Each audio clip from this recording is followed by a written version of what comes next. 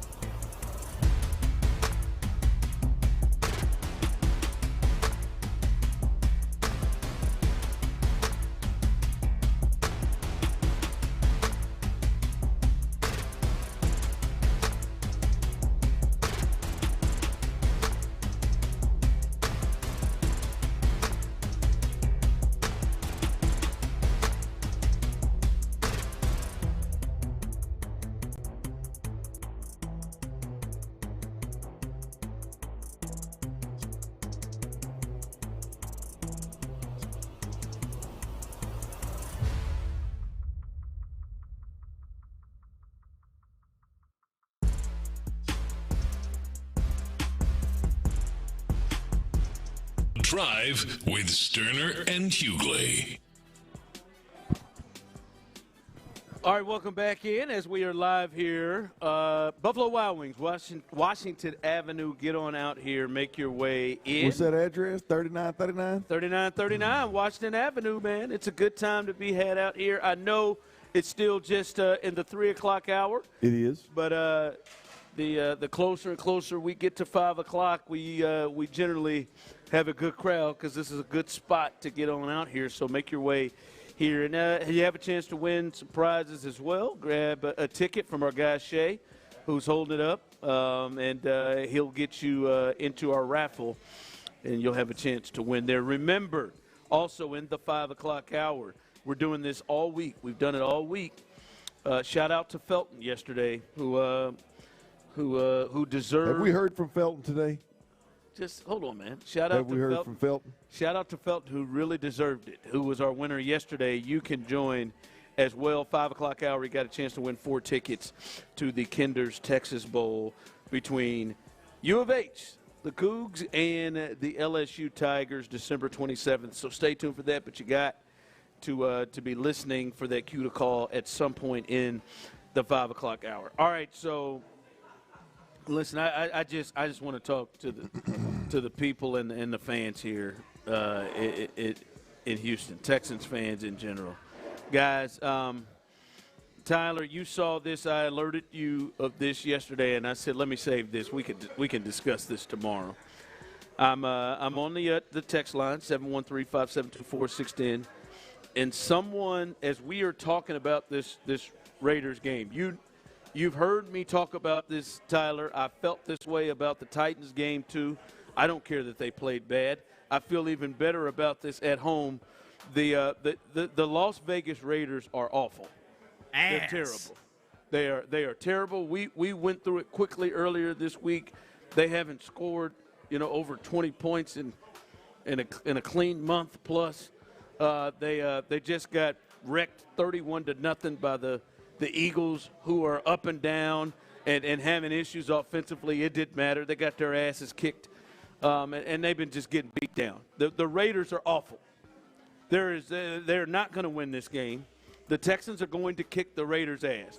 But yet, we got this text in yesterday, Tyler, and you were the one who I'm not even disappointed, but I just understand that this is just where you are. Yep. I said, this person texted in, Tyler, they said, I don't think I've ever been more scared of a game than I am of this one. What? Please win. Please stay healthy. I said it to you, Tyler, and Tyler, you didn't poo-poo or doo-doo all over it. You said, I kind of understand. Yep.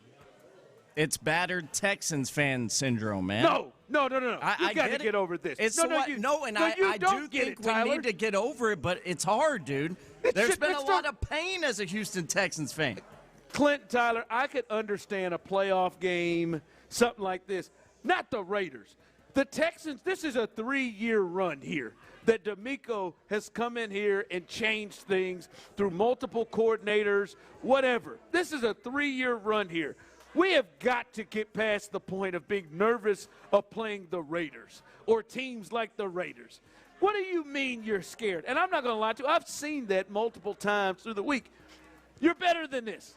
The Houston Texans, you have arrived past the, I'm nervous that the Raiders are going to get us. Stop it. I am concerned for Geno's safety coming up in the game on Sunday. I don't know if Geno's going to make it. I think they're going to carry. I told Clint earlier today, I think they might have to carry his ass the way they did Byron Leftwich that one time we was at Marshall, when they had to pick his ass up and run him to the huddle and run him to the line of scrimmage. I'm scared for his safety. We got people. I promise you, I'm not even going to look at the text line because I feel like there are going to be people say, I understand. I know where he's coming from. Please, no. We have got to get past this. Yeah, I'm saying we. We got to get past this. All right, you have graduated enough to say, all right, man, we got the Raiders coming up. We'll beat their ass. We got to get past that. I need you to revisit the text.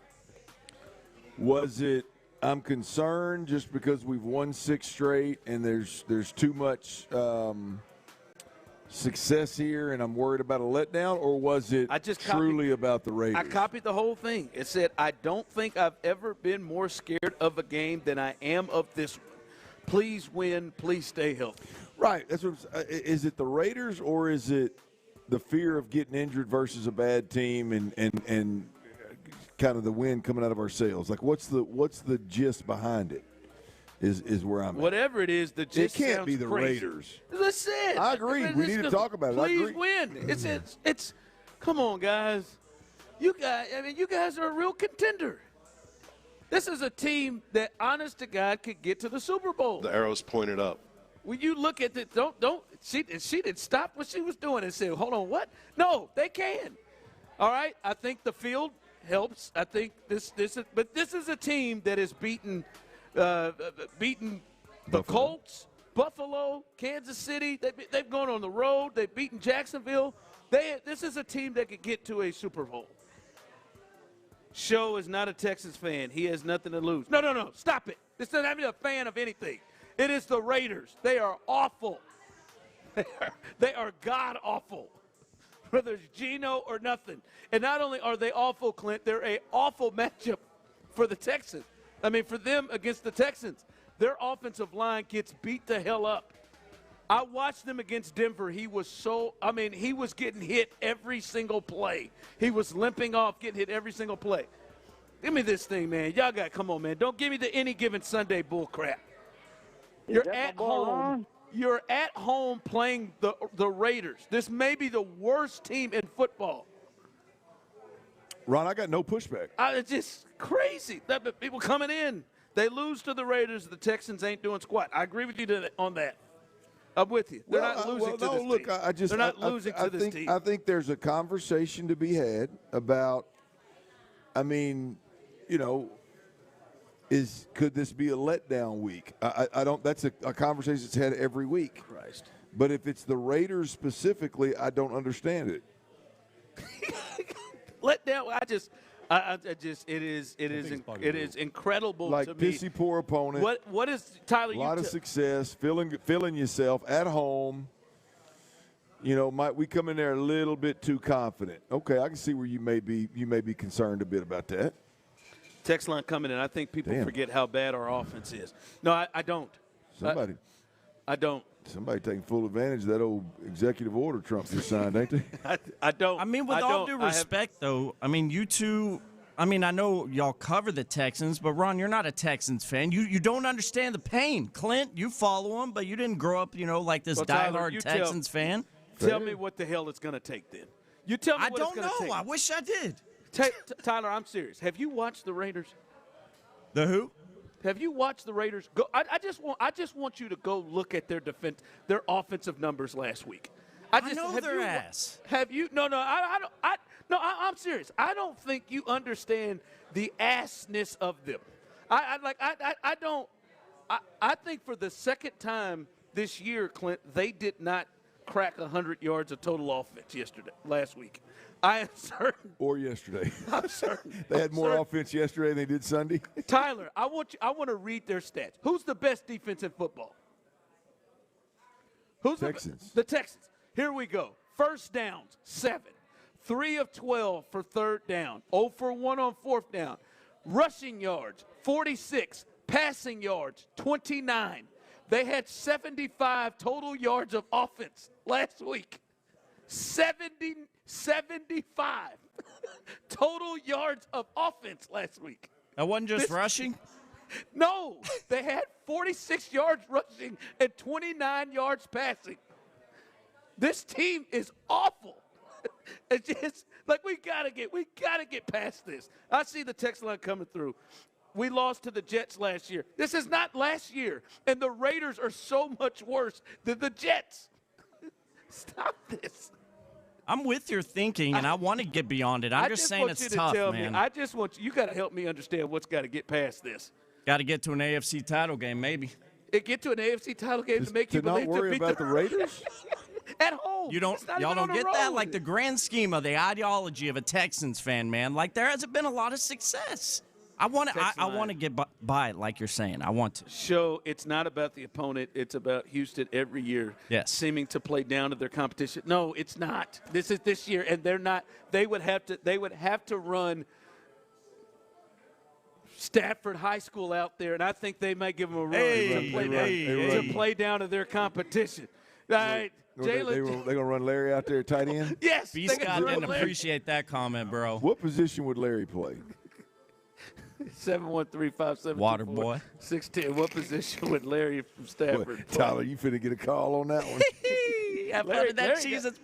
Larry felt like he can go in there and take Jakob Johnson's role. He could be a strong fullback. For a couple snaps? I think he can go in there. Texans lost to Will Levis at home last year. Guys, I want you to understand how much worse the Raiders are than the Titans. Oh, they're bad. I yeah, did you hear what I said? I mean, you're really splitting hairs with the Titans and the Raiders, but, yeah, they're bad. No, but they're worse. Clint, they're twice worse. this year to not reach 100 yards of offense in a blowout. Hell, teams just back up and let you get up the field. They had 29 yards of passing last week. God, come on, man. I get like, all right, hey, man, maybe the Titans might get you somebody like the Raiders. Come on, y'all. Y'all can get past this. I just, please. Coming up as we continue, hey, this might be one of the biggest games of the year coming up tonight. And I got an update on something we talked about earlier this week. We'll continue coming up next. All right, if you've ever sold a home,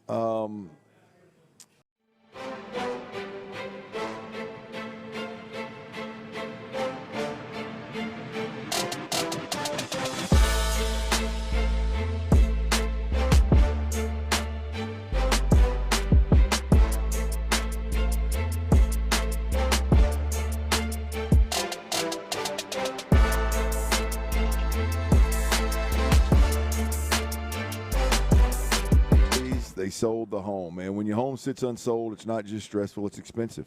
The longer it sits, the more buyers assume there's something wrong.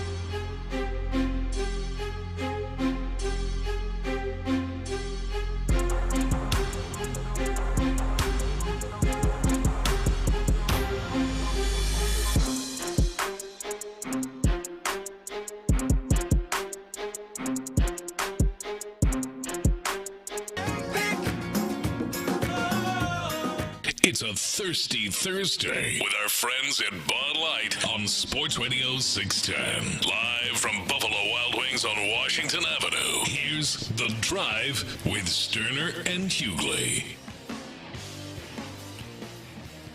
All right, welcome back in as we are live here on The Drive, live at Buffalo Wild Wings, 3939 Washington Avenue on a Thirsty Thursday. I see the Bud Light girls are here. Give them a hand out here. I see you.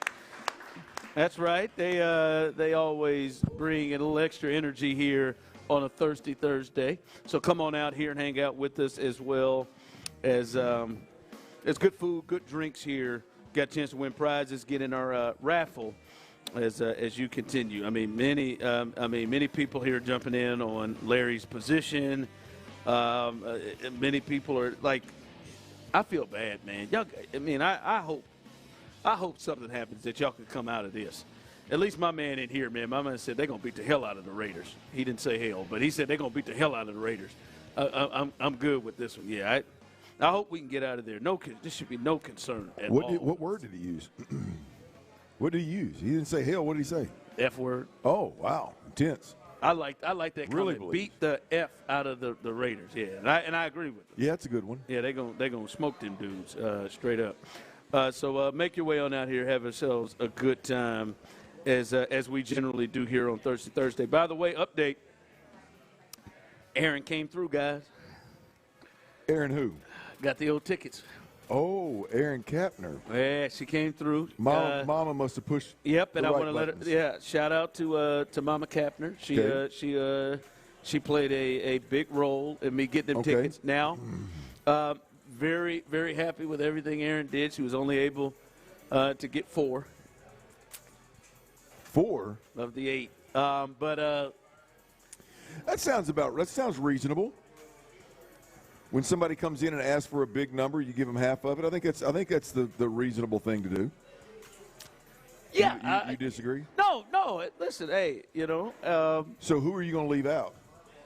I mean, well, they'll figure it out. I mean, your last name is Hughley. You're probably in.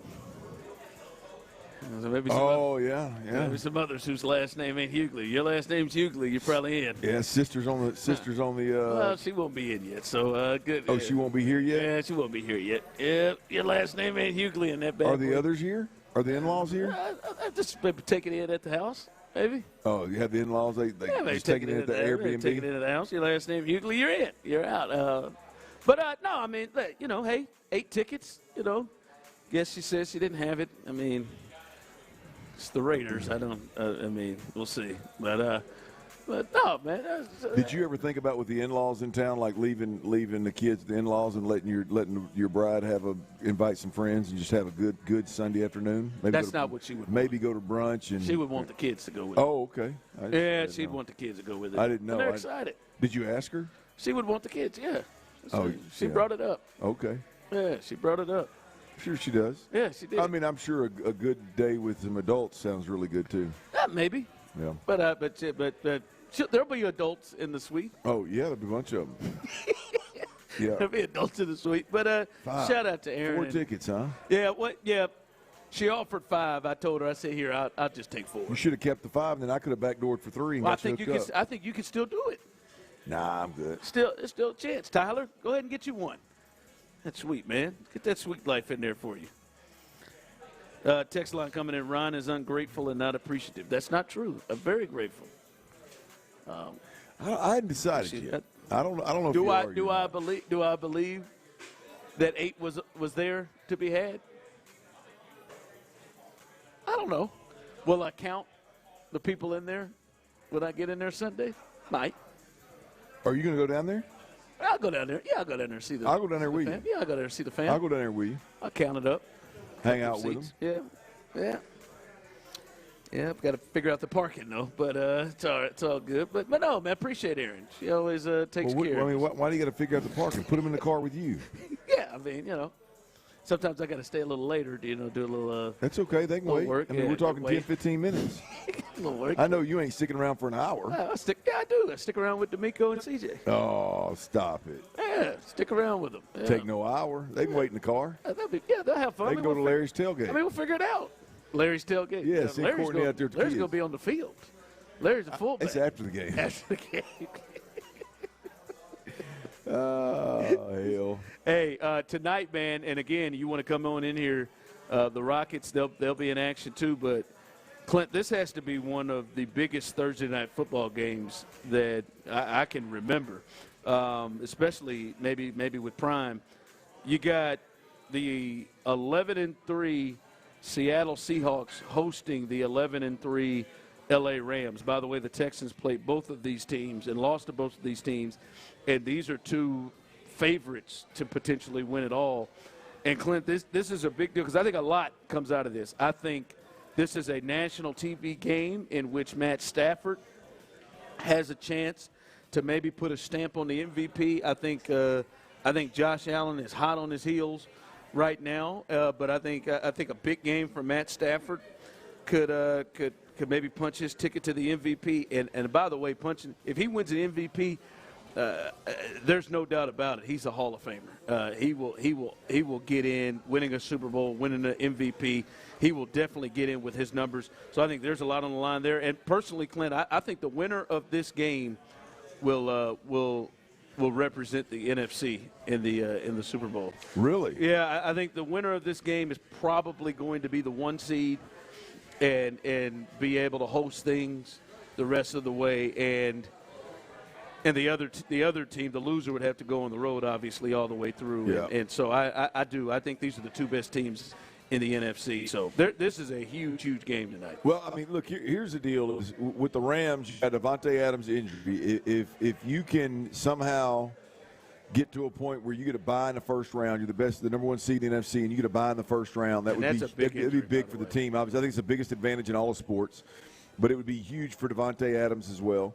And then if you flip the script and you look at Seattle, I mean, Seattle's the team that by the way, was on the other side of the Phillip Rivers 45-year-old start. Was it 44 or 45? 44. 44-year-old start last week. Don't do that to Brady. I mean, they were one play away from being in real trouble early in that third quarter to where I don't know if they were going to be able to come back. Was that really Indy's defense causing that kind of problems, or is Seattle's offense struggling a bit? So can they get their offense back on track versus one of the better defenses in the league in L.A.? And we know what Puka Nacua and Stafford and company, what they bring to the table. So, hell of a Thursday night, Thursday night game here. Some of these Thursday night games we've seen ain't even worth watching unless they were standalone.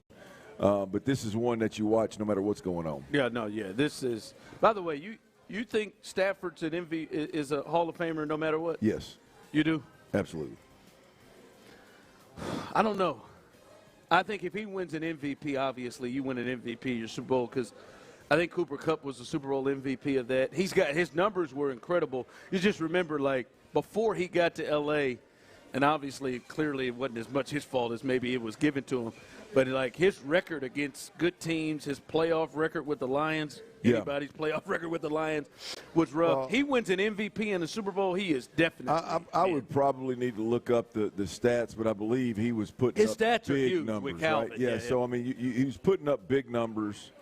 So the stats are there. Then you turn around, the Super Bowl's there. You thought the Super Bowl did it? Yeah. I mean, just making that run as a quarterback and the way they couldn't get over the hump, and when he showed up, all of a sudden they did. I mean, I think he's for sure in. But I don't disagrue with you, boy. You win an MVP this year. Yeah, it's 100% first ballot. He's maybe first ballot at that point, right? Yeah, he may be first ballot. Yeah, if he does it. I mean, he's known as. I mean, you got to look at it too. I mean, he's one of the best arm talents that the league has seen. I mean, he's often overlooked when we talk about these guys in the last 15 years, but he's a guy that I think in NFL circles, quarterback circles, is a lot more well respected than we thought, or than maybe they are outside.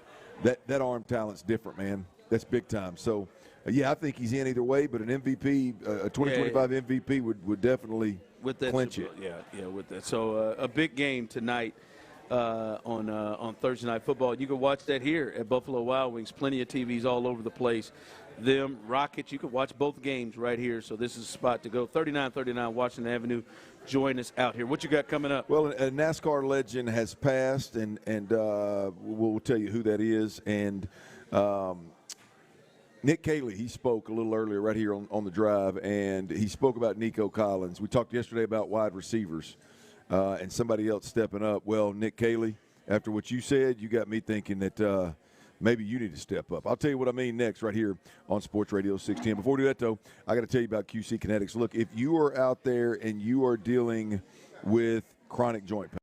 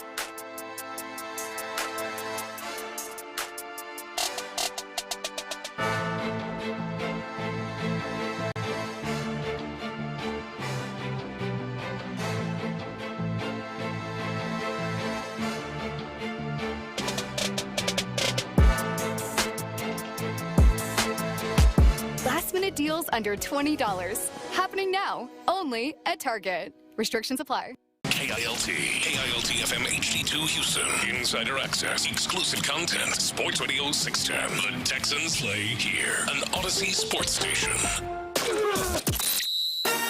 Dive into the mind of former NFL quarterback Clint Stoerner. I was thinking about coming out of the chute here and telling y'all about my new boots that I got on, but y'all want to talk about puppy chow? What is that, ostrich? Hell no, that's python. It's Sturdy's Daily.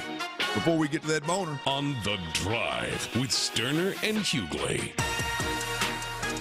Hey, look out now. We're at 3939 Washington Avenue, Buffalo Wild Wings. Come on through.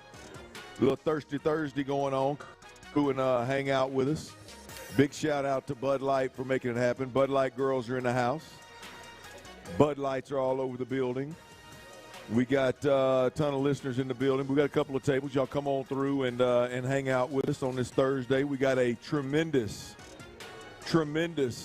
Thursday night football matchup. Rams Seahawks, and Ron believes that this game will produce one of the NFC participants in the Super Bowl. Absolutely.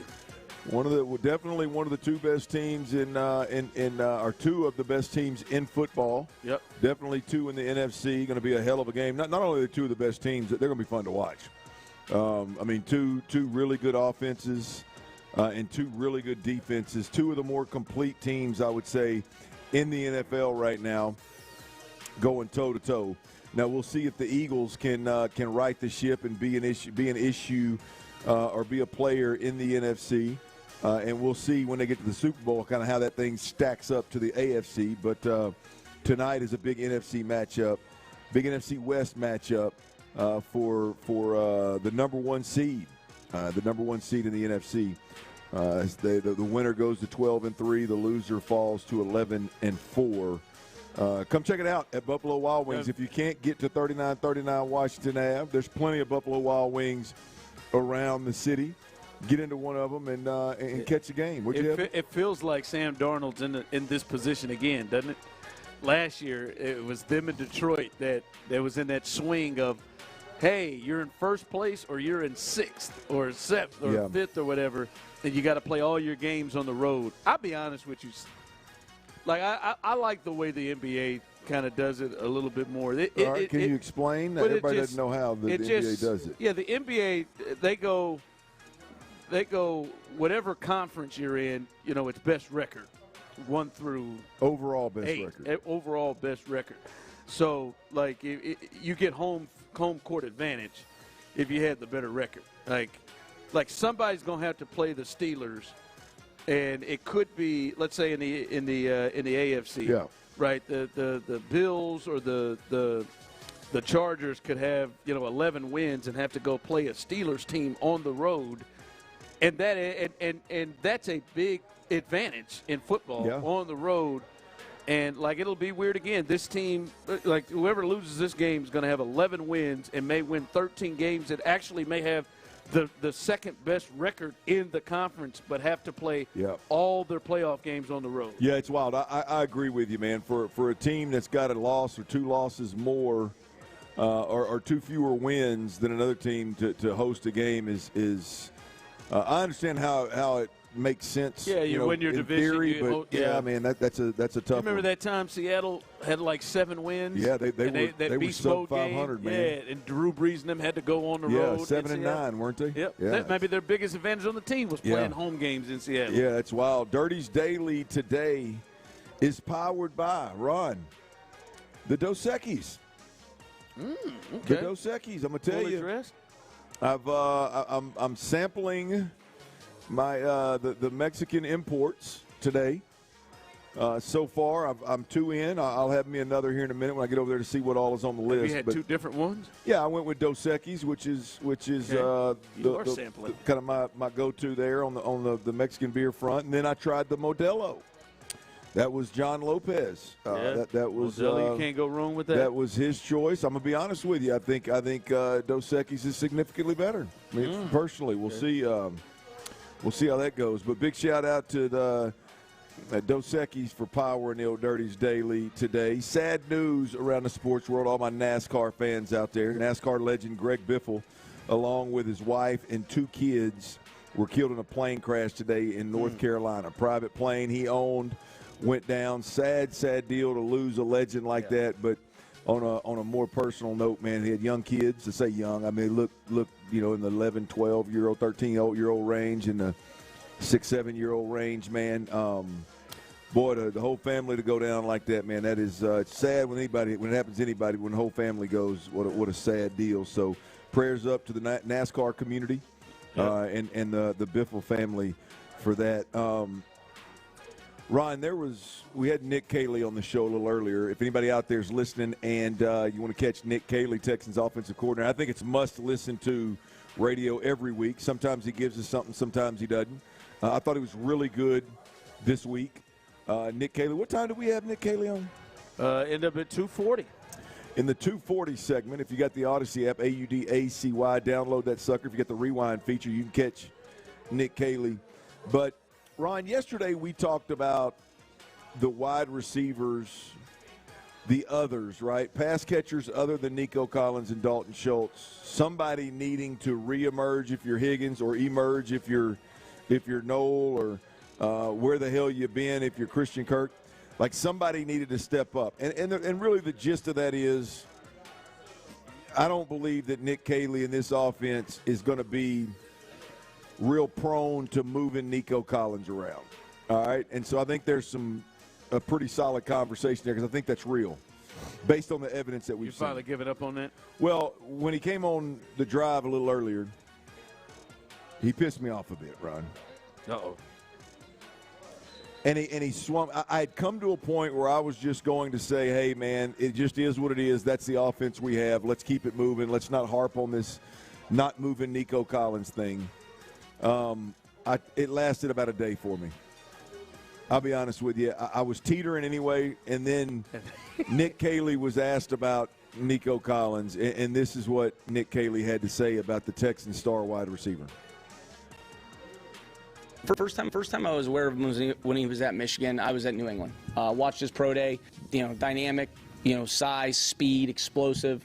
And then I would say over the last 3 years, really, prior to me coming here, studying the league, really, obviously he's a high targeted player that's had a lot of success studying his route tree.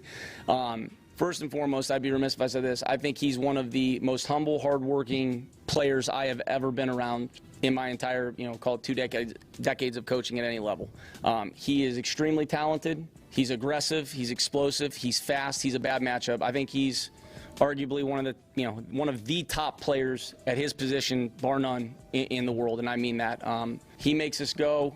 He's a big part of what we do, and he is really, really, just continuing to be the consistent version of him, and he's a huge part of what we do.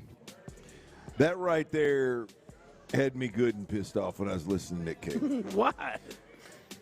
Well, because after listening to Nick Caley explain who Nico Collins is, he could have stopped, which I think it would have been on brand for the Texans to stop in anybody, Nick Caserio, D'Amico Ryans, Nick Caley, to say, yeah, high targeted player that's had a lot of success in this league. We really like him. Could have stopped right there. When the offensive coordinator chose to move on and talk about how much of a bad matchup he is and how he's one of the best players at his position once again in the world, right? He makes this offense go. I cannot help but want to follow that up. Well, then how do you justify leaving him stagnant to one side of the field and choosing to let the defense take him away by rolling a safety over the top and a corner down on top of it? I went right back to where I was a week ago. I went right back to where I was after the second half of the Kansas City game. And I'm going to be honest with you. We can look at this the rest of this season one or two ways when we're specifically talking about offense and the pass catchers. We can look at it the way that I think we probably more accurately discussed it yesterday, of like, hey, man, somebody else needs to step up. Or we can look at the next 3 games and we can say, which I think is probably the more real way to look at it, Nick Caley, you can't talk about a wide receiver like that. You can't talk about a weapon like that on this team and then allow a defense, any defense, to pick and choose when they want to take him out of your game. Yeah, you just can't do it. The Chargers are coming down the pike. That's a good defense, well coached. Yep. I don't know exactly schematically what they choose to do and not choose to do, but I would be willing to bet you that they're going to take Nico Collins out of the game via alignment. Especially if they look on tape and see how many teams have had success doing it. Yeah, how easy it is to take him out of the game. I mean, the Chargers are going to do it, and I would say I just watched the Colts play a really good game. They didn't do anything special that I saw to take what's my man 11 with the Seattle Seahawks? What's my man's name? Jackson Smith and Jigba. Jackson Smith and Jigba. Hell, I asked for a name. You gave me 3 of them. They didn't do anything special to take him out of the game, Ron, but if we're being honest, they move him a ton, so it's almost impossible to take him out of the game. We can look at this thing one of two ways. We can sit around and wait for one of these others to step up and expect a rookie in Higgins to step up, or we can expect our rookie play caller to do more with Nico Collins. And I had that ship had sailed for me, but I'll be honest with you, after hearing him talk today, I'm right back on it, man. It is one. It's unacceptable. It's Ron. one of the damnedest things. I don't know how it's not on his mind. Well, I don't know how, especially when it happens when the offense is struggling. Yeah. Like, that's the part that gets me, man. When it's struggling, it's not let me force feed a screen. Let me do something. Well, this goes back to me, Ron. This goes back to the hard-headedness, right? Early in the season, it was D'Amico, and we're gonna move the line of scrimmage, and we're gonna get hat on hat. We're gonna run the ball when everybody thinks we're going. Like, you're not that team. They've moved on. They've done some stuff. They've added some creativity. Now, it hadn't necessarily produced a ton, but I think it's been a good thing for this offense in the red zone and inside the 10-yard line. Some of the different stuff. We've seen Woody Marks bouncing runs outside. We've seen all kind of different stuff, at least them attempted. I appreciate the effort, right? I think this is one of those scenarios where you got to stop the hard-headed stuff, man. And you're approaching offensive football, right? You're approaching offensive football as if you got Jamar Chase on one side, which would be Nico Collins, and then you got T. Higgins on the other. Yeah, just open. Hey, man, whoever's open. Yeah. Open, man. I mean, they're all going to be open. You're attacking this thing like you got CeeDee Lamb over here, and they're going to formationally take away CeeDee Lamb, so you got George Pickens, or vice versa, right? You don't have that luxury, and so I would love to think that one of these other guys is going to step up, and if they do, it's going to be one of the rookies that's just like, wow, well, that was nice for a game. I don't know that is as dependable as, hey, Nick Caley, man. You get paid a lot of money to be an offensive coordinator in the NFL. You got to move in critical situations. Maybe not against the Raiders, although I would say against the Raiders is a great time to install it. Maybe not against the Raiders, but definitely against the Chargers, the Colts, and in the playoffs. You have got to figure out a way to move Nico Collins. You can't sit here and tell me about how bad of a matchup he is, how great of a player he is, how he's one of the best in the world at his position, how he makes this offense go, and then you choose for several drives. Or you just don't make adjustments to figure out how. Nothing. And the other part is, it'd be one thing, right, if a teams are doing so much to take him away that it's opening up so much from other guys that they're just killing them. Yeah. But that don't be happening, right? The truth of the matter is, if they're taking away that like that, then I mean Higgins or somebody should be just running free easy. Well, I do believe that there are plays made opposite Nico because you can break the huddle and you go to the line of scrimmage, but you're not making plays because guys opposite him are really good. You're making plays because you as an offensive coordinator know if I put Nico over here stationary, they're going to roll a safety over the top. So now I've got numbers over here, so I can scheme some stuff up over here. I just don't know that better defenses are going to allow you to do that. And I don't think you're doing enough to make plays the other way to justify, all right, let's not make a more concerted effort to get him. No. It's a shotgun approach, bro. It's Dalton Schultz. It's Noel. It's Hutchinson. It's Higgins. It's like 1 week. It's all of a sudden what's his name pops up. Christian Kirk pops up and has a couple K. Like it's a shotgun approach. Because like the team you brought up is like, yeah, man, we're not getting Chase involved, but Higgins has 180 yards today. Higgins, right? You know Higgins is beating him over the head over here. It's not. Yeah, so I don't know, man. I'm just at a spot, Ron, where I tried to look at it the conservative route and okay, let's spread the football, distribute the football around, and okay, I can lean into that a little bit. And then I hear Nick talk about Nico Collins, and I'm like, shoot, I mean, you can't have that. You can't let that just sit over there in the garage. You can't let that rig just sit over in the garage. You got to let that thing eat, man. Yeah.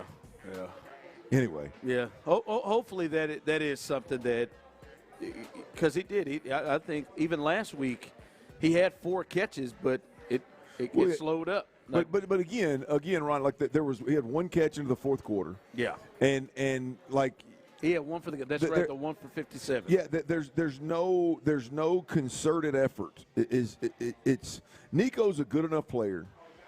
CJ is good enough off script and off schedule.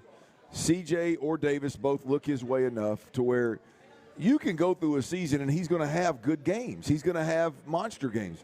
What you got to look at is there's never an excuse. You know, there's never an excuse to go into the fourth quarter and this guy's got 1 catch. No, like you're not good enough opposite him. If you had, and I know Christian Blake Fisher Kirk was took balling, one off the board for him, but it sure. still it wasn't that many targets. If Christian Kirk was balling, that's one thing. If Higgins had, when he emerged, he just kept on coming and kept on coming and kept on coming. That's all one thing, but none of that's happening. So, you can get away with it versus Arizona in a 40-20 game. But I just think as we talk about moving forward, this Texans team, man, I sure enough would like to see Nico Collins moved around. It ain't too much to ask either, by the way. Yeah, and to the point you're making, where he goes 1 catch into the fourth quarter, Higgins ended up with the game 1 for 4 yards. Hutchinson ended up in the game 1 for 16 yards. Right, like it wasn't like those are the only other receivers who caught a pass in the game. Mm-hmm. Wide receivers. They're the only other 2 wide receivers that caught a pass in the game. So it's not like opposite. Now, Schultz had 8 for 76, but, yeah, none of that justifies, like, all right, we're okay because we killed them somewhere else that we didn't get it to. I heard you talking to somebody earlier right here in Buffalo Wild Wings, and I believe it was about the Seattle game and kind of how Seattle jumped out to the top, to a 14-0 lead. I mean, God forbid. I hope it doesn't happen. But what if that happens? Yeah. What if that happens? Are you just going to set Nico's ass over outside and just let him take him out of the game, or you realize you got to play from behind and we got to make some noise? I'm not saying you adjust your game plan in the first quarter, but at some point you got to make some noise. So that's just. I appreciate Nick Caley for the audio today and for him speaking so highly of Nico Collins. But damn it had me pissed off. So let's ride. Yeah. All right, coming up, college football playoff coming up.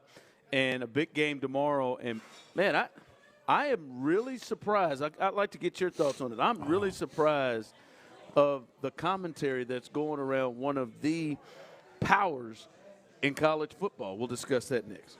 All right, while I wait for the weekend, y'all. While I wait for the weekend.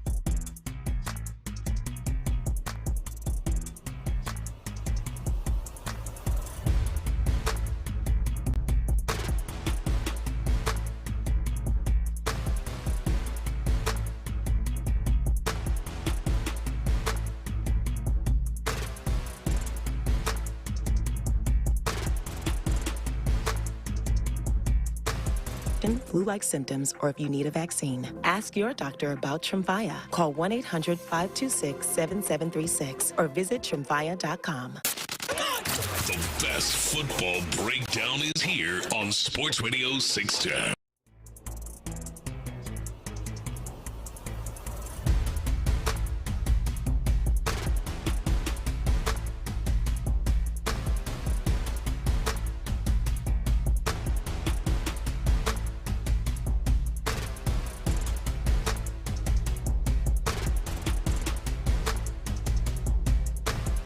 To 22-22.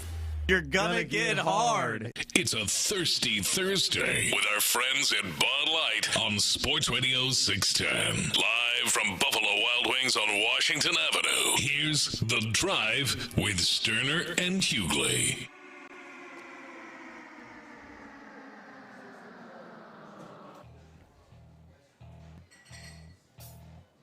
That's right. Welcome into The Drive. As we continue live here on a Thirsty Thursday. We are live Washington Ave, 3939 Washington Avenue here at Buffalo Wild Wings. We'll be here till 6 o'clock as we move towards 5 o'clock. Get on out here. You're getting off work. There is no better spot to get here. We got our good friends from Bud Light and Buffalo Wild Wings helping us put this together. The Bud Light girls are out as well. And making it very enjoyable out here, as well as your chance to win prizes coming up in the 5 o'clock hour as well. You can grab a ticket, put it in our raffle box, and you can walk away a winner.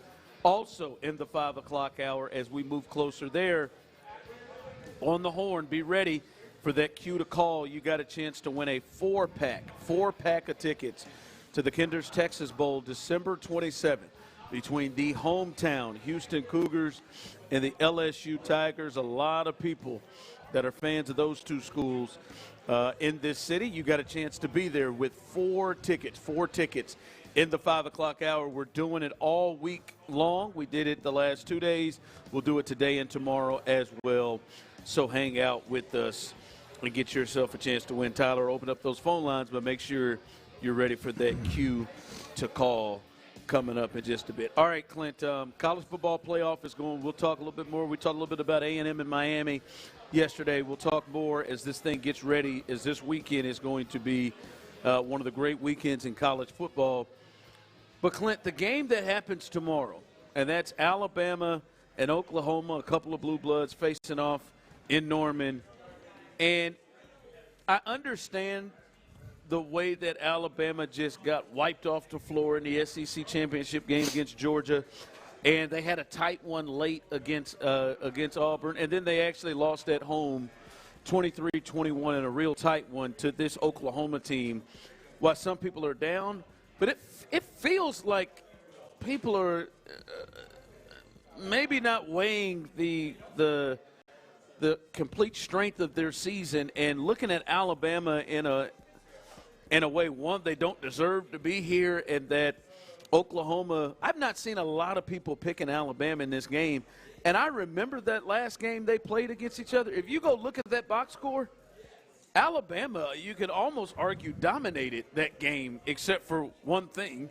They turned the ball over 3 times, and Oklahoma didn't, including a pick 6 from Simpson in that game that led the way for Oklahoma winning that game. But if you look at the box score, it clearly, to me, throughout the game, Alabama looked like the better team. And I know they looked bad at the end, especially against Georgia, but I'm really surprised how down people are on Alabama right now. Well, look, I think especially in this matchup. Yeah, look, I agree. But I think there's rhyme to the reason, right? I think when you look at the way they ended the season, 29-22 South Carolina, 20-9 LSU. Then you lose to Oklahoma, obviously blow the doors off Eastern Illinois, and then it's a tight ball game to Auburn in the Iron Bowl, and then you lose to Georgia. I think when that's how you finish your season, I think people forget about you beating Georgia early on. You skull-dragging Wisconsin early on. You beating Vanderbilt by 16 points, right? Tennessee by 17 points. They forget about those. Now, everybody's always going to talk about the Florida State loss. Right, they're always going to go back and remember, well, you remember they lost to a bad Florida State team. You're always going to remember that out of the gate. but they went on a tremendous run, Wisconsin, Georgia, Vandy, Missouri, Tennessee, where they were dominating. And Ty Simpson was absolutely tremendous. And then the end of the season, man, that last 4 or 5 games, I think they just left a lot to be desired. And maybe that's Alabama's history. Maybe it's unfair. I would say it's a tad bit unfair, but I do think that's the thought is, boy, down the stretch, they just weren't very impressive. And then they lost to Georgia. And, the crazy thing is you lost 28-7. And that doesn't sound just terrible. Yeah, but it includes them giving up on the 12, going for a 4th down on the 12 in the fourth quarter that led to points to it at 21-7. Yeah. But if you watch that game, there was never 1 second when Georgia was even concerned. I mean, Georgia was in control and dominated that game. It's 21-0 at the half. Yeah, they were. So obviously the way they finished, I think, is a major but are you problem. that impressed by Oklahoma? No. Right, you know what I mean? Like, and what they I mean, I'm not saying they don't deserve to get to be here, but I mean, if you just take a look at that game and the box score in general, like Oklahoma had like 150, 60 yards of total offense compared to, I believe, Alabama was over 400 in that game. Yeah. And really it's just the turnovers, which obviously is a big deal. It's the turnovers in that thing. Like, I like Alabama in this game. And if I'm mistaken, Tyler, I believe Oklahoma's the favorite in this. If I were into gambling and did have to pay for, floors and doors and, furnace, air conditioning and garbage disposal. I'd be a bet, man. I'd take that 1.5. I love Alabama in this game, especially the way people are talking. I mean, the thing about OU, it's the exact opposite of Alabama. They finished really strong with wins versus Tennessee, Alabama, Missouri, and LSU. And if you look at Oklahoma, the top 4 games on their schedule, they split 2-2, right? They lost to Ole Miss. They lost to Texas. They beat Alabama. And they beat Tennessee, or would Michigan be up there? I don't know. They beat Michigan too. So take your pick. Yeah. They're ultimately 2-2 in the top 4 games. And so I mean, it was not an overly, I think, convincing season. Yeah, I was going to say but you watch OU, they don't look convincing. Well, I think for me personally, I think OU has the ability to be one of the best teams in the country. I mean, they've had some flashes. Their quarterback, I don't think's right. Well, when he's not right, they have zero chance. Yeah. But they don't I think they got a chance to beat Alabama and make a little run. But I could also see them getting the doors blown off of them by Alabama. Is this DeBoer's last season? Boy, I can't tell. I can't get a feel for it, man. When did Tyler and Clint tell me when did Alabama become a stepping stone job? Shoot, the minute old boy went on that crime spree. I just didn't know Alabama was all right, man. You're at Alabama. I thought Alabama was one of them ones where. Yeah, I'll probably just stay here. I didn't know there were other. I know he's from Sioux City, Iowa, but or North Dakota, where he's from. I just didn't know. I didn't know Alabama was a team afraid of their coach leaving because not for the NFL, but for another college team. I would be worried about if I were a Crimson Tide fan. I would be worried about him going to Michigan if it weren't for this whole picture that's being painted by Michigan people, like the interim coach, some of the players, man, it's rough. I mean, this isn't just hey man, coach, come on in here, man. Let's get this thing rolling. Yeah, like you would think it would be.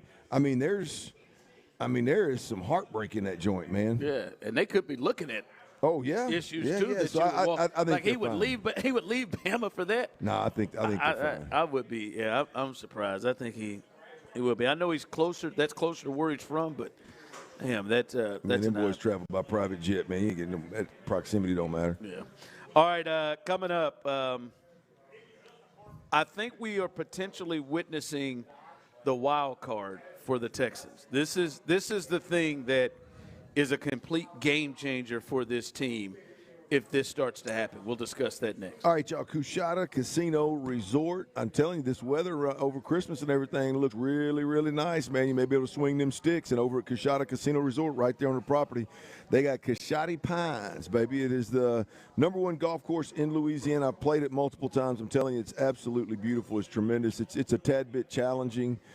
So if you're a scratch golfer, you got it, but it's forgiving enough for a hack like me to enjoy. So it is a hell of a track. Now, once you're talking about the casino, they got 3 big, beautiful hotels. They got more space, more ways to win. It's the largest casino floor in the Lake Charles area as well. They've got a fully renovated Big Sky Steakhouse and Mirror Bar. I've been there with my bride. It's absolutely tremendous. I can't wait to go back since the renovations have gone down.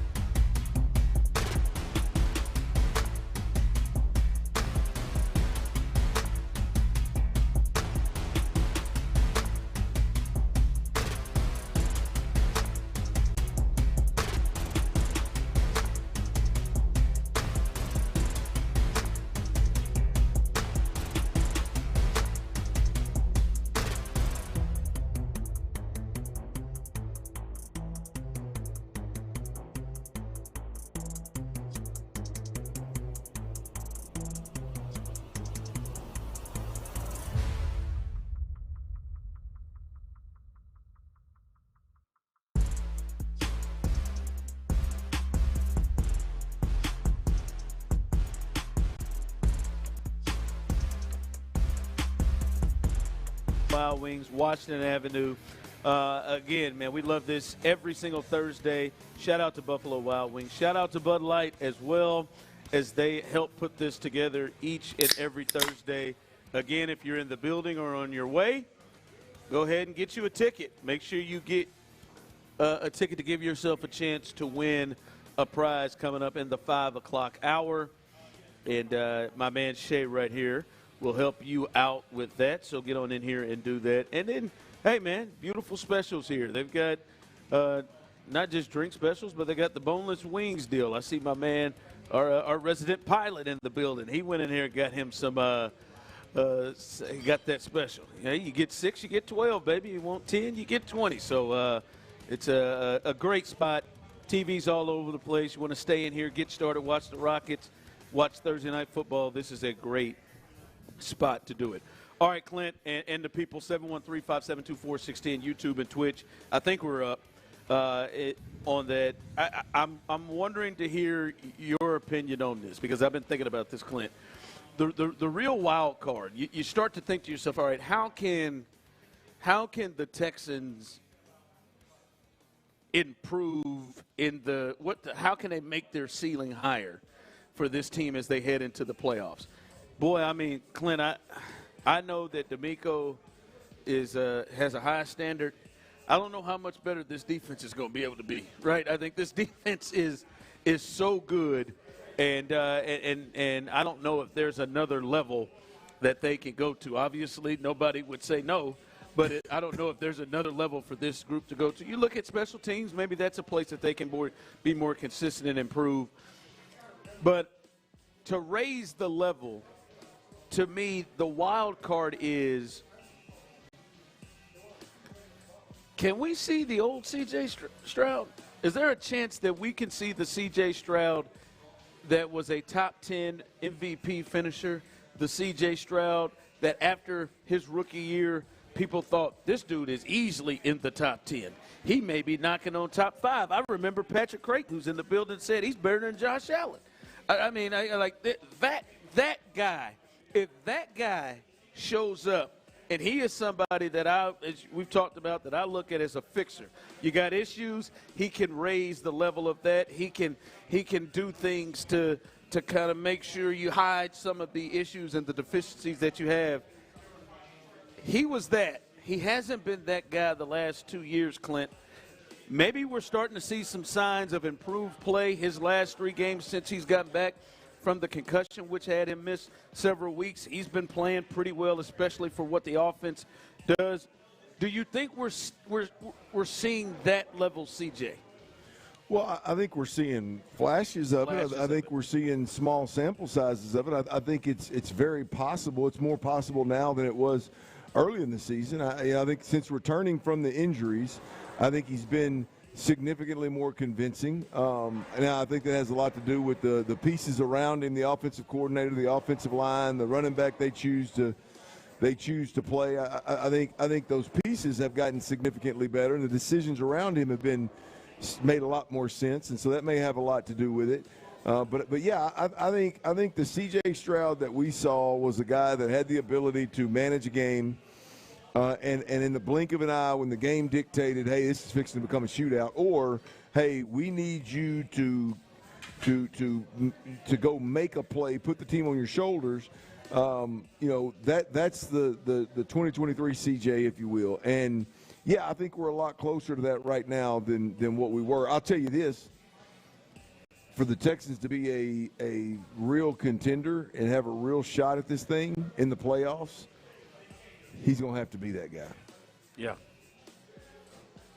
He's going to have to be consistent throughout and be willing to be that boring, take what they give you, minimize risk. I was going to say, what are you seeing? What's holding him back that you're not seeing yet that gets to that guy? I don't think there's anything right this moment. I think if you're evaluating C.J. Stroud, I think it's the last 3 weeks have been really, really good. I mean, I think there was probably a little rust early on in that first game, and then you look at the Kansas City game. I thought the game plan was doo-doo. I thought his ability to to make plays off script and off schedule. We're actually won the game. That's a game where he showed some glimpses of the fixer. But that's what we're talking about. I mean, like in order moving forward, you're going to have to be a combination of what you were last week against Arizona, which was cool, calm, comfortable, on time, on schedule, and distributing the football, and you have to do that at an elite level, and then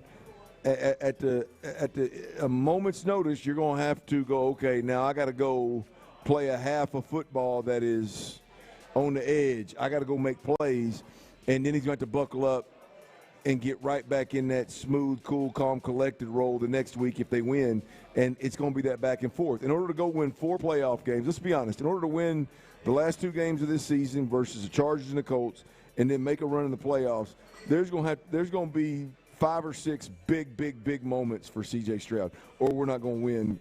We're not going to make a run. Yeah, text line coming in. I thought it was an interesting text. I would love for him to be that guy again, but does he have the weapons that he needs to have to be that guy? And to that point, that was Tank and Nico. Now, Tank did get hurt in the middle of that year, and he didn't have him later. Nico, what was old buddy that Dalton played? Schultz. The other one that was with the Cowboys, the depth receiver that ended up having a couple. Every time somebody got hurt, he had a 200-yard game one time. Yeah. Ohio State kid. Yeah, Noah Brown. Yep, there you go. Bingo. That's him right there. Yeah. I mean, I agree. I mean, no Tank Dale is obviously different. We'll see. We'll see what he doesn't have the weapons. There's no doubt about that. But he also didn't have the weapons against Kansas City, and he made so many plays off script, off schedule that changed the game. So I think it's there. And to the texter's point, it may be a little bit more difficult this year than it was his rookie year. But where we sit right now, with 3 games remaining, 2 of which are going to be versus good defenses, and then the playoffs, it's going to take some special moments from 7, that's for sure. Because to me, it changes the game with this defense and that guy like the old that CJ. Man, hey man, we just need you to get us 21. Yeah. That felt like that was something. Okay, got that for you. No problem. I'll get you 21 and not put you in any situation where I'm hurting the team, right? He kept his turnovers down. And still made plays. Yeah. That was, I know, as you said, it was one of the most impressive rookie seasons you've ever seen. A rookie keep his turnovers down, but still lead the league in passing yards per game. Well, as I said then, that's going to be a hard year to duplicate, which obviously has been. But I tell you what I like and what I've liked from day one with CJ is I really like CJ Stroud in the spread, not necessarily 2-minute, but kind of a hurry-up type deal. I really like him in that setup, in that scenario. Now, I don't know if we have enough weapons. I don't know what the place, the scheme's going to look like, but I'm really confident in him individually. I'm not confident in what Nick Caley has in this offense has put out there. They have been atrocious at the end of halves where you think you would kind of be in a little bit of a hurry up. They have been atrocious, but it has been by design with this slow start stuff, try to get a completion here. I'm talking about in moments where you go, okay, CJ, it's going to be a shootout. We're going to have to throw it. Like, I really like CJ. I really like CJ in that scenario. How do you feel right now about CJ and this offense down 13-3? In the second quarter, down 17-7. I feel good about the quarterback. I don't know how good I feel about the scheme and the support, but I feel good about the quarterback. Being able to dig. Well, I mean, we've just seen it. I made the point several times. Most of the best football that we've seen from CJ and Davis were, hey, man, let's spread this thing out a little bit. Let's play up tempo. How about we dictate, and how about we get to the line of scrimmage early and let them see what's going on? That's some of the best football by far that we've seen from both of our quarterbacks. And so it seems like only when they're pressed that they feel they like got to do it. So, I like CJ in that scenario. Our offense has had some bright moments in those different scenarios, and so I don't hate it. I think we're going to have to – it's going to take some of those really, really special moments from CJ to make this run that we're talking about. Text line rolling through. He's got plenty of weapons. Okay. I wouldn't say plenty. Yeah, I mean, think it's getting more encouraging. I would encourage you to go back and think about that Kansas City game. Like I'd encourage you to go back and look at some of the games where, boy, it's just guys can't separate. He doesn't. Now, whether it's him not having answers, guys can't separate. Just go back and look at those moments. Like, don't look at the Baltimore game and go, boy, you got plenty of weapons. 9 guys pass. Don't look at the Arizona game and go, boy, yeah, they got plenty of weapons. Even though I would argue that Nico had 1 catch and would you say 2 other receivers had catches in that whole game? Yeah. Like, yeah, I would just. I mean, the reality of it is, I'm not knocking anybody. I'm not knocking, what they're doing. I'm just saying that the others in gotta have it situations versus good defenses. Like tonight, the Rams and the Seahawks tonight. You think those guys are gonna have a bunch of free releases all over the place?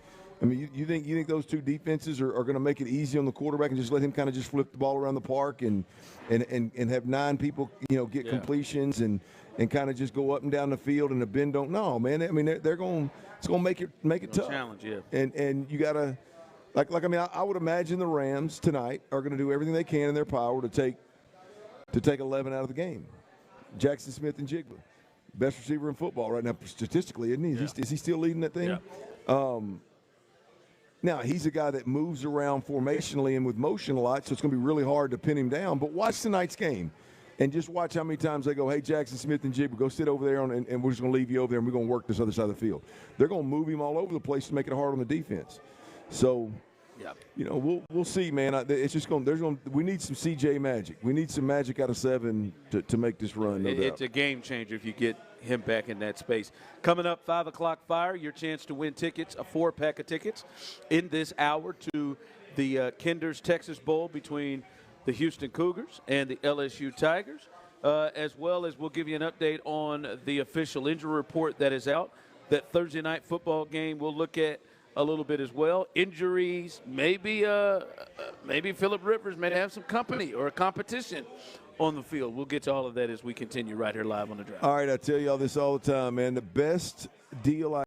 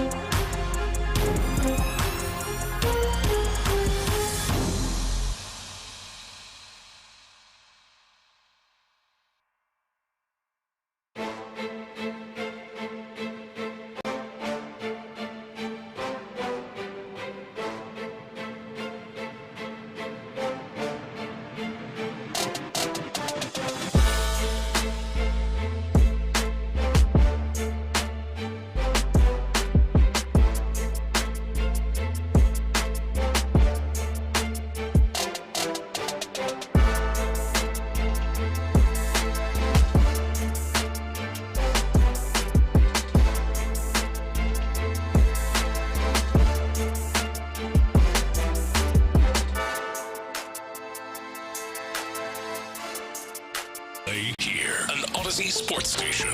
There's a hot link place that I used to eat at way back in the day.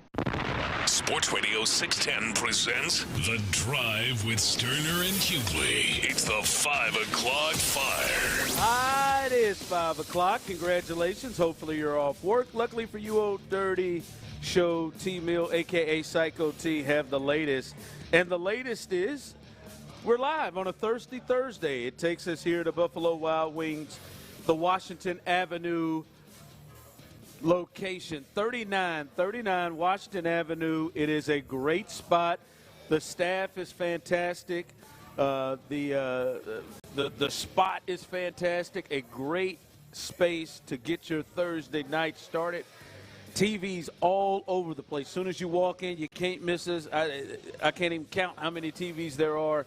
You want to watch this big Thursday night game we'll talk about here, this is the spot. You want to watch the Rockets tonight as they take on and blow out the Pelicans. This is a spot to watch as well. This is a beautiful spot. And coming up after this segment, we're going to hook somebody up with a prize here. If you have not put your name in our raffle box, you want to do so before the end of this segment as we continue here on a Thirsty Thursday. Shout out to Bud Light. Shout out to Buffalo Wild Wings as they help us put this on each and every Thursday. All right, Clint, the injury report. I'll go on both. By the way, the Raiders, everybody participated. Max Crosby was on it on yesterday, but he is a limited participant, so it looks like maybe he's closer to going. So everybody for the Raiders. Geno Smith still a full participant after he missed last week in the injury there.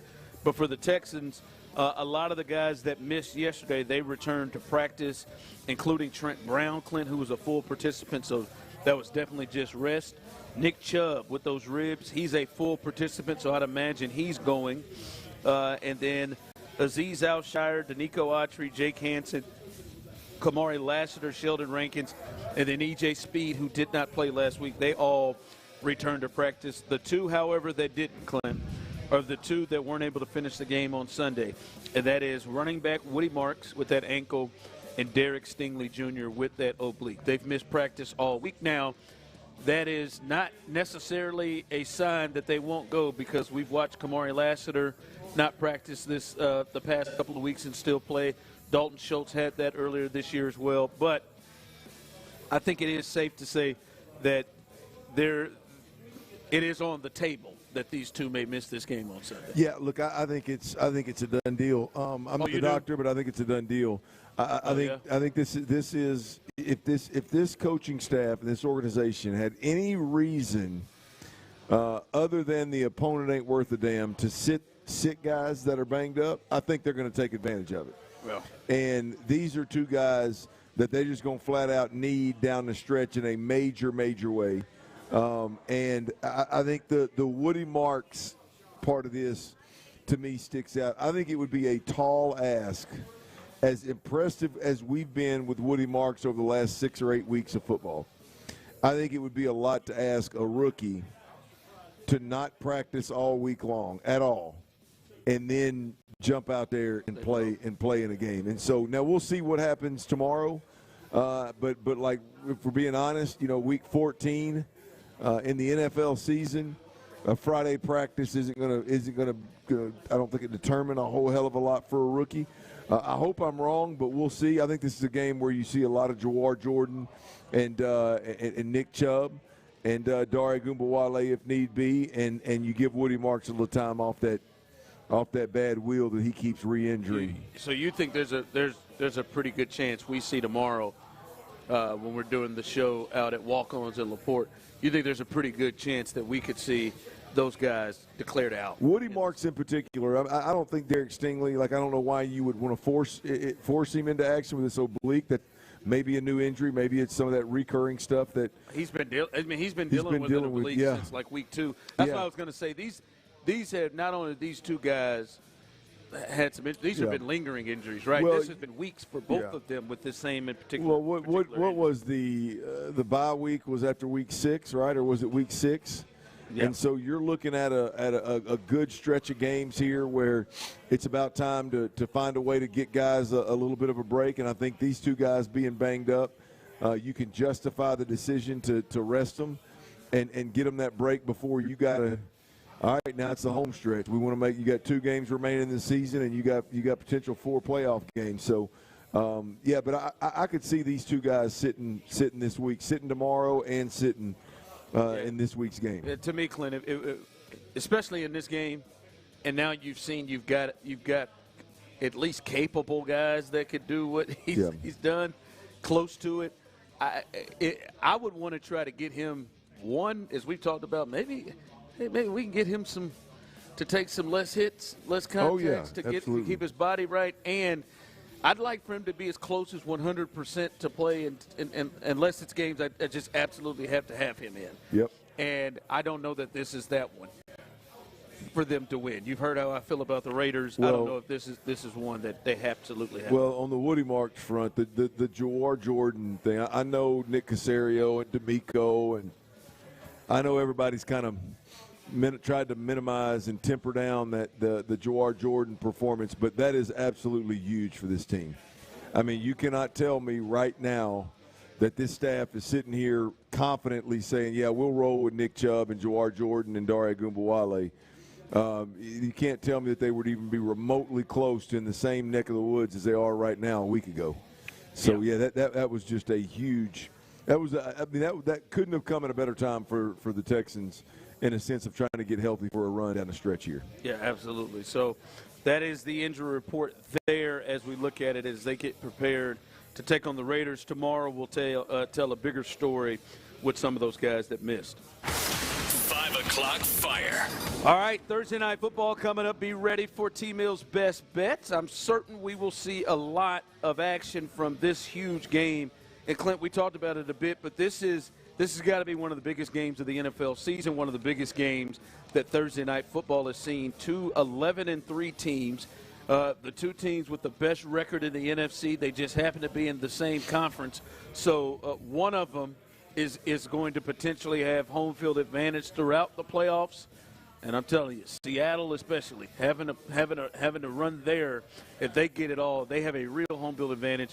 But having to play in Seattle or in LA and they have home field advantage, or going down to the 5th seed and having to play all your games on the road, that is a huge – the bye too, right? The bye that goes along with it. So this is a huge game tonight for the Rams and the Seahawks. Are there 2 more complete football teams? That's in what the I was NFL? thinking. That's what I think when you look at what the teams can do offensively and defensively. Maybe Denver, you That's throw what that say, in maybe there. Denver, but you got that rookie quarterback, that Bo Nix. Second-year quarterback. A young guy. Yeah. I mean, you got the quarterbacks, maybe not as weathered and as advanced. I would say teams like New England feels like they maybe Yeah, they yeah. would throw it in.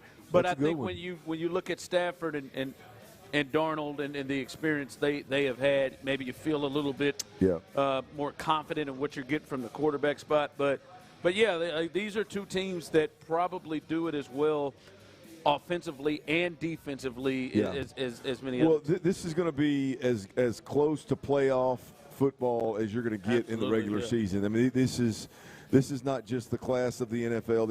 Of the NFC. This is the class of the NFL. I mean, there's some teams on this AFC side of it that are really good and would stack up nice, but they're not head-to-head, right? I mean, you mentioned them. I think New England and Denver are two of them right now that are really good, but these two are second to none. This is going to be a hell of a football game tonight. Yep. By the way, I'm taking the Rams, by the way. All right, I was going to say the Seahawks on the road or at home, they're a 1.5-point favorite in this thing. I think Matt Stafford can solidify the MVP with this. And I think Josh has been hot on his heels, but he has kind of been the leader here. Well, that's a good down point. the stretch. And after what Josh did last week, can Matthew Stafford answer the bell? Yeah, and I mean, he was good last week too. But yeah, like that.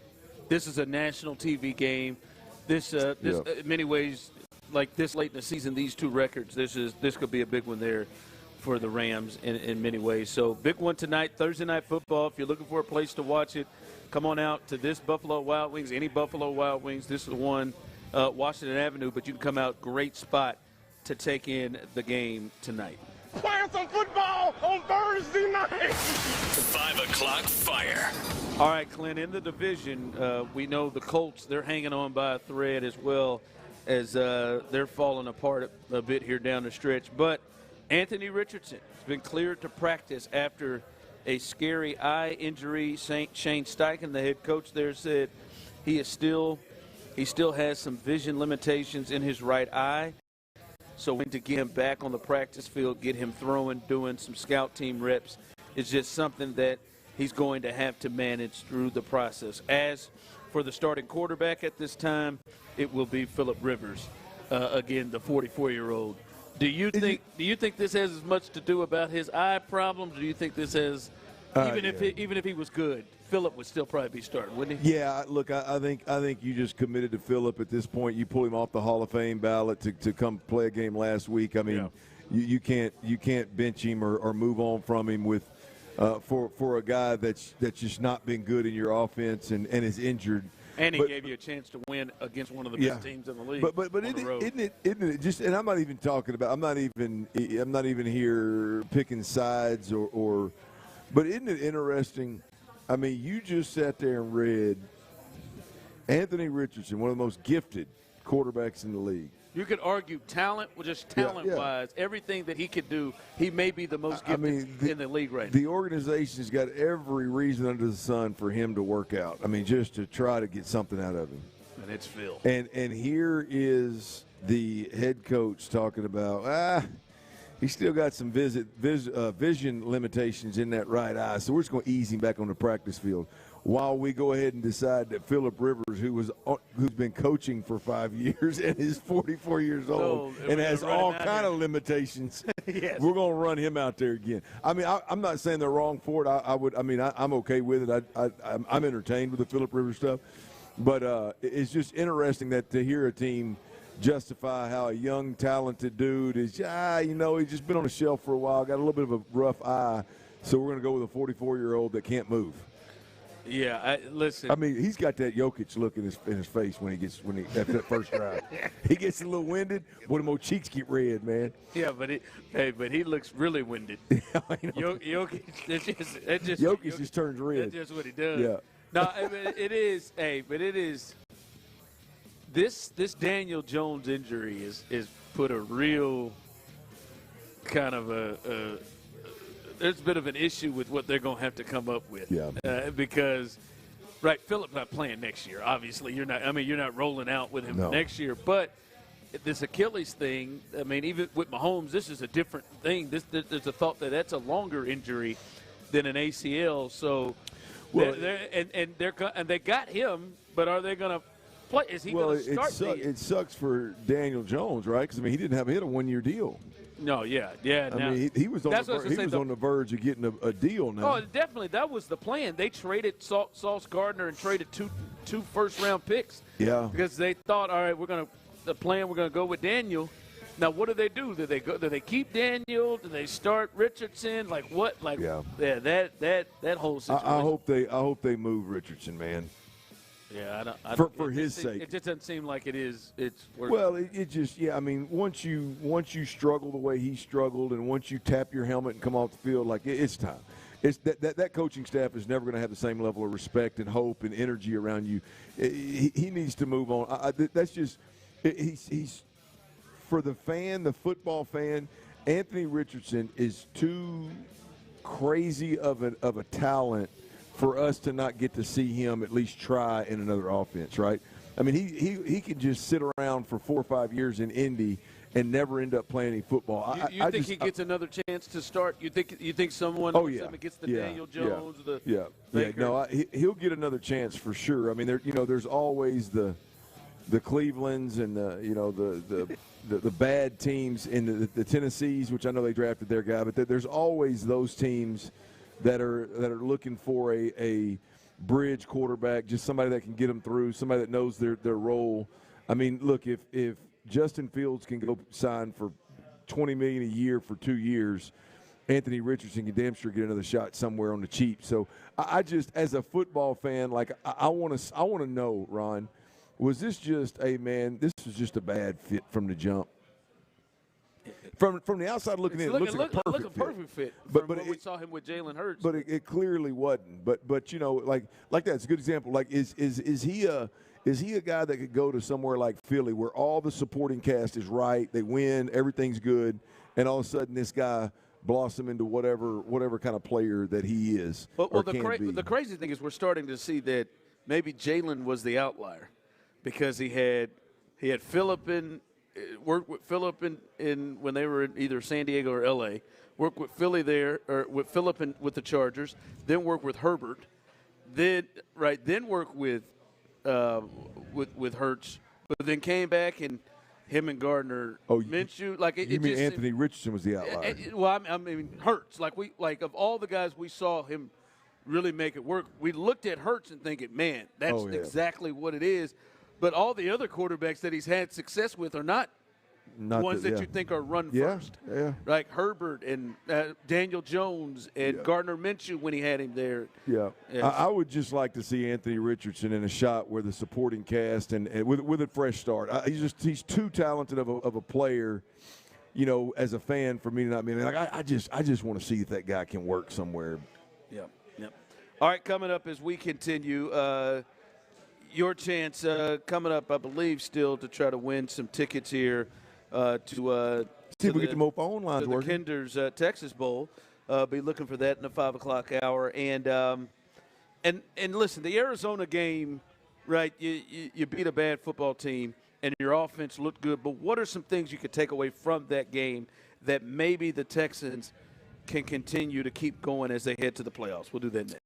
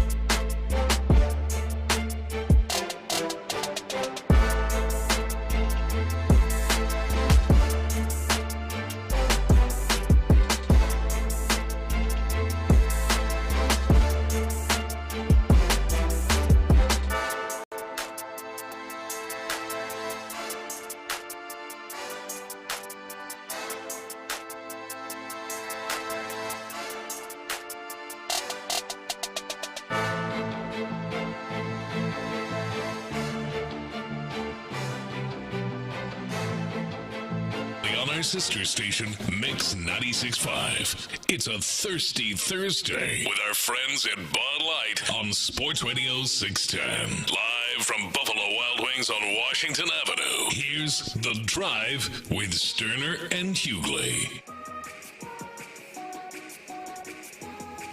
All right, welcome back in as we are live here, Buffalo Wild Wings Thirsty Thursday.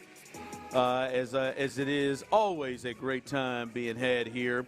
I do want to apologize. We are still having some technical difficulties with the phones, so we are going to have to move the opportunity to win the Kinder Texas Bowl tickets to tomorrow, and hopefully we'll be able to hook some folks up tomorrow. Yeah, I'm sorry. Yeah, be able to hook some folks up tomorrow with multiple 4-pack of tickets, but that's on me. I missed it there, and so no giveaway today. Hopefully, we'll be able to do so tomorrow as we're doing that on a Football Friday. We're at Walk-Ons tomorrow, aren't we? Walk-Ons in LaPorte, baby. Yeah, LaPorte. Yeah, close to you all. Walk-Ons in LaPorte over on the east side. Once again, them east siders, y'all always talking about it now. Come on out and hang with us. Did a good job last week at Buffalo Wild Wings. So come on through and have a few pops with us, man. Yeah. So no, man, good time to be had tomorrow, and hopefully some extra prizes as well for you all to win.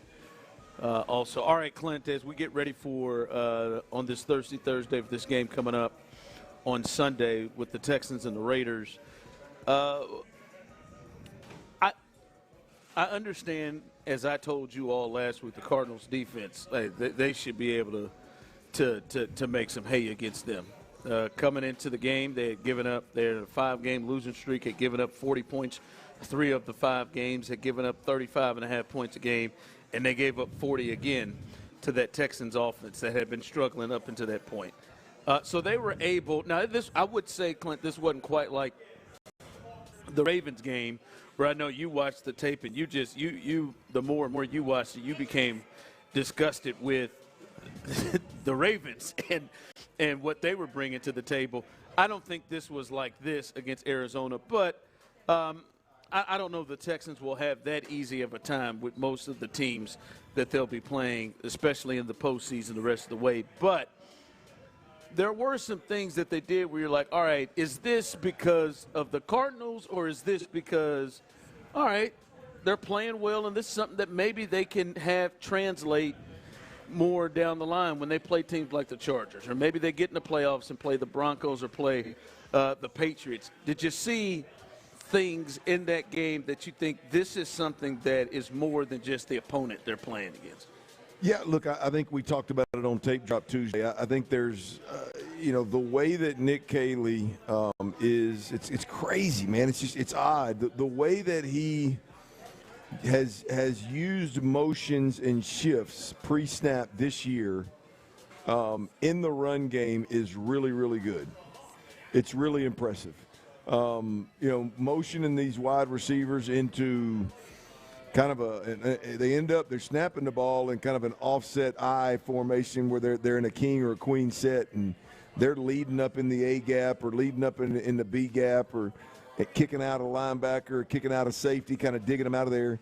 The way that he uses the motions with the tight ends, along with the boot actions and the quick RPO opportunities in the flats, like, man, it's not earth-shattering. It's not like it's oh my gosh, this is crazy creative stuff. But boy, he just uses them. They're effective. And I think that's going to play against anybody. They've gotten better and better and better with this, and I think it's going to play against anybody. And so I'm anxious to see kind of what he does off of it, kind of the one-offs. What does he do off of them? But if I would say one thing, it's the run game and the use of wide receivers and tight ends in motions to get the look that he wants. I think it's been impressive. Yeah, because that opened up some things for this offense. I'm looking at it. I'm warning off of that also. They had some big chunk plays in this game too, right? Right off the bat, yep. Nico got a 57-yard touchdown Jawar Jordan had a 50-yard run. There's another 30-yard play in there. Nico had another big play as well.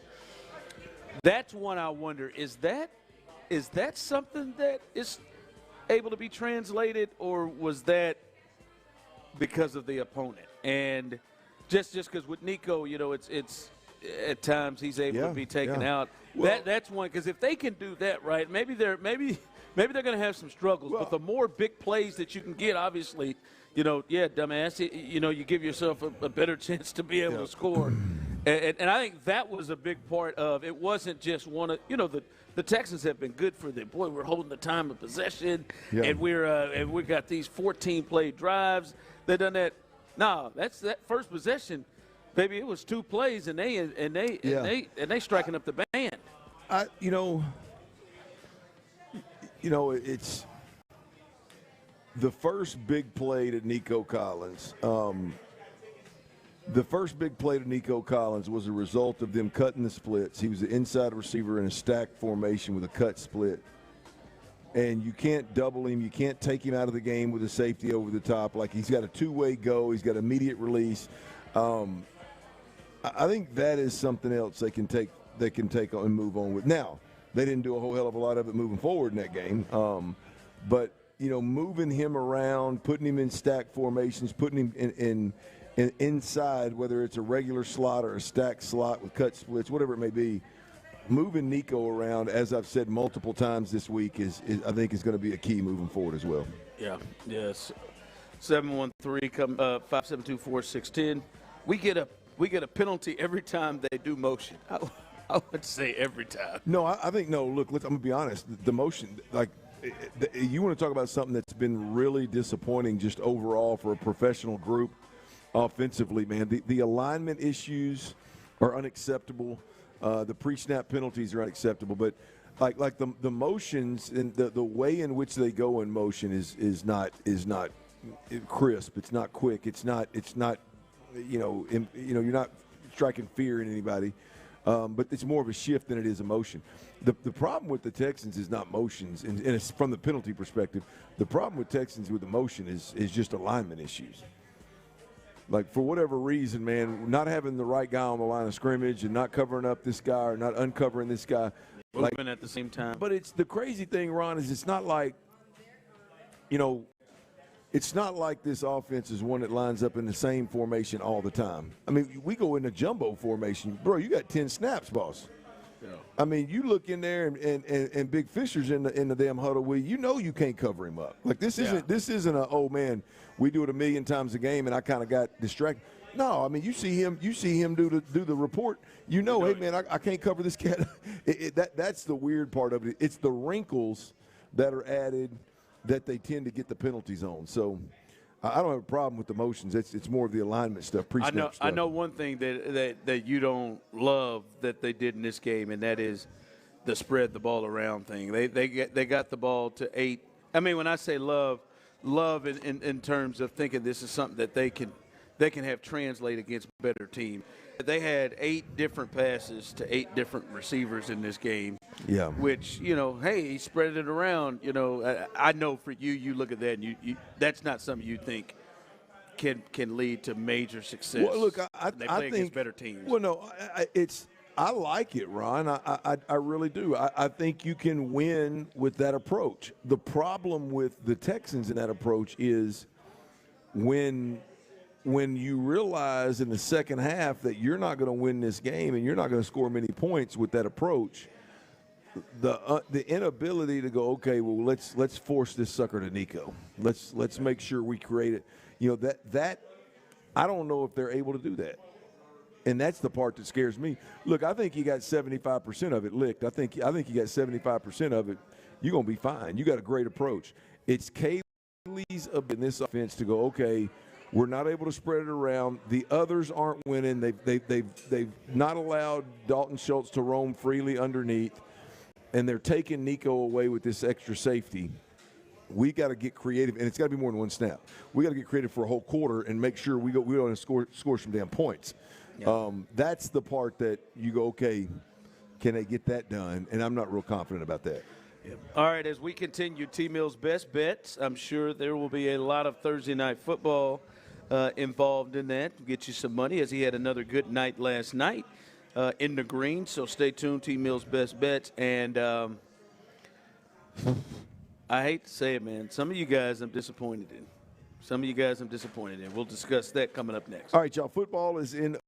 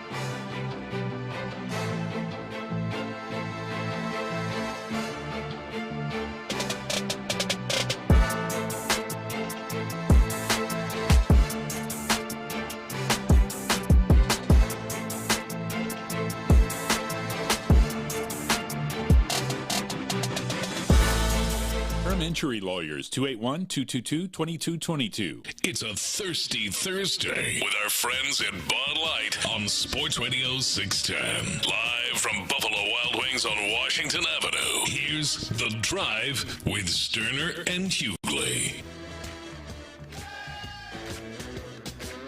All right, welcome back as we are live here at Buffalo Wild Wings, Washington Avenue location, one of our favorite spots to go when we go on Thirsty Thursday. Shout out to Bud Light. Shout out to Buffalo Wild Wings. Shout out to the staff here. Give them a hand here. Shout out to the staff here as they take care of us each and every time we go out here.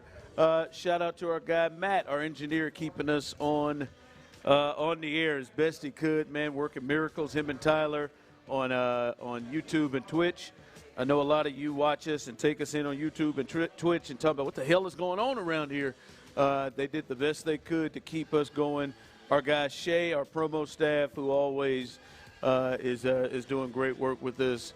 Shout out to him as well. And again, Tyler, a little bit more extra work and stress back at the station. With some of the issues, great job as well. Hey, Tyler, no big deal, man. We appreciate you handling it. We're just gonna have a couple drinks out here and do a little radio, Buff. Well, I appreciate y'all appreciate me because it has been a hell of a day for sure. See you, hey, man, don't overthink it, man. Just knock it out. We'll be over here having a couple drinks at Buffalo Wild Wings, man. Just dance, man. Don't get too frustrated. Don't get too flustered, man. Be all right. Nah, man. I'll have a drink for you, man. Just calm your nerves a bit. There you go. Well, what the hell do you have next to you? That tuna? That's old mackerel right there. Oh, okay. I'm about to say, damn. Mackerel in a can, baby. There you go. Okay. Well, Norwegian. Oh, yeah, a guy then. I know who gave you that then. That's right. There you are. All right, T-Mill's best bet's coming up in just a bit. He's had a pretty good week. See if he can get some dubs. And football bets for the most part this year have been very, very fruitful. So stay there with him. John McClain coming up right as we get done on Texans All Access with Mark Vandermeer and Jonathan Harris. So stay tuned for that. The Hall of Famer John McClain will join them. And coming up tonight, I believe we have Thursday Night Football, correct? I think Thursday Night Football is the Rams and the Seahawks, courtesy of Westwood One. You can hear that right here live on Sports Radio 610. Because I wonder, boy, I don't know. I'm seeing Sean Bijani and Patrick Creighton. They sit here right in front of me. Though maybe they're going to just hand this thing off to them. Oh, no, they're going to be in good shape for the show tonight, man. To hand this off to them. So stay tuned for all of that as we continue right here live on The Drive. Before we get to T-Mill's best bets, I really hope there are two things. I'll be honest with you, I've completely given up on Clinton Tyler. And the other, I just won't. And I really want this. So one thing I've completely given up on is, like, they're going to show up on time at NRG, and they're going to stop selling their tickets to other teams. Like, I've completely thrown in the towel on that. Yeah. It's just what it is. But I will not throw in the towel on what I've been reading and seeing the last couple of days.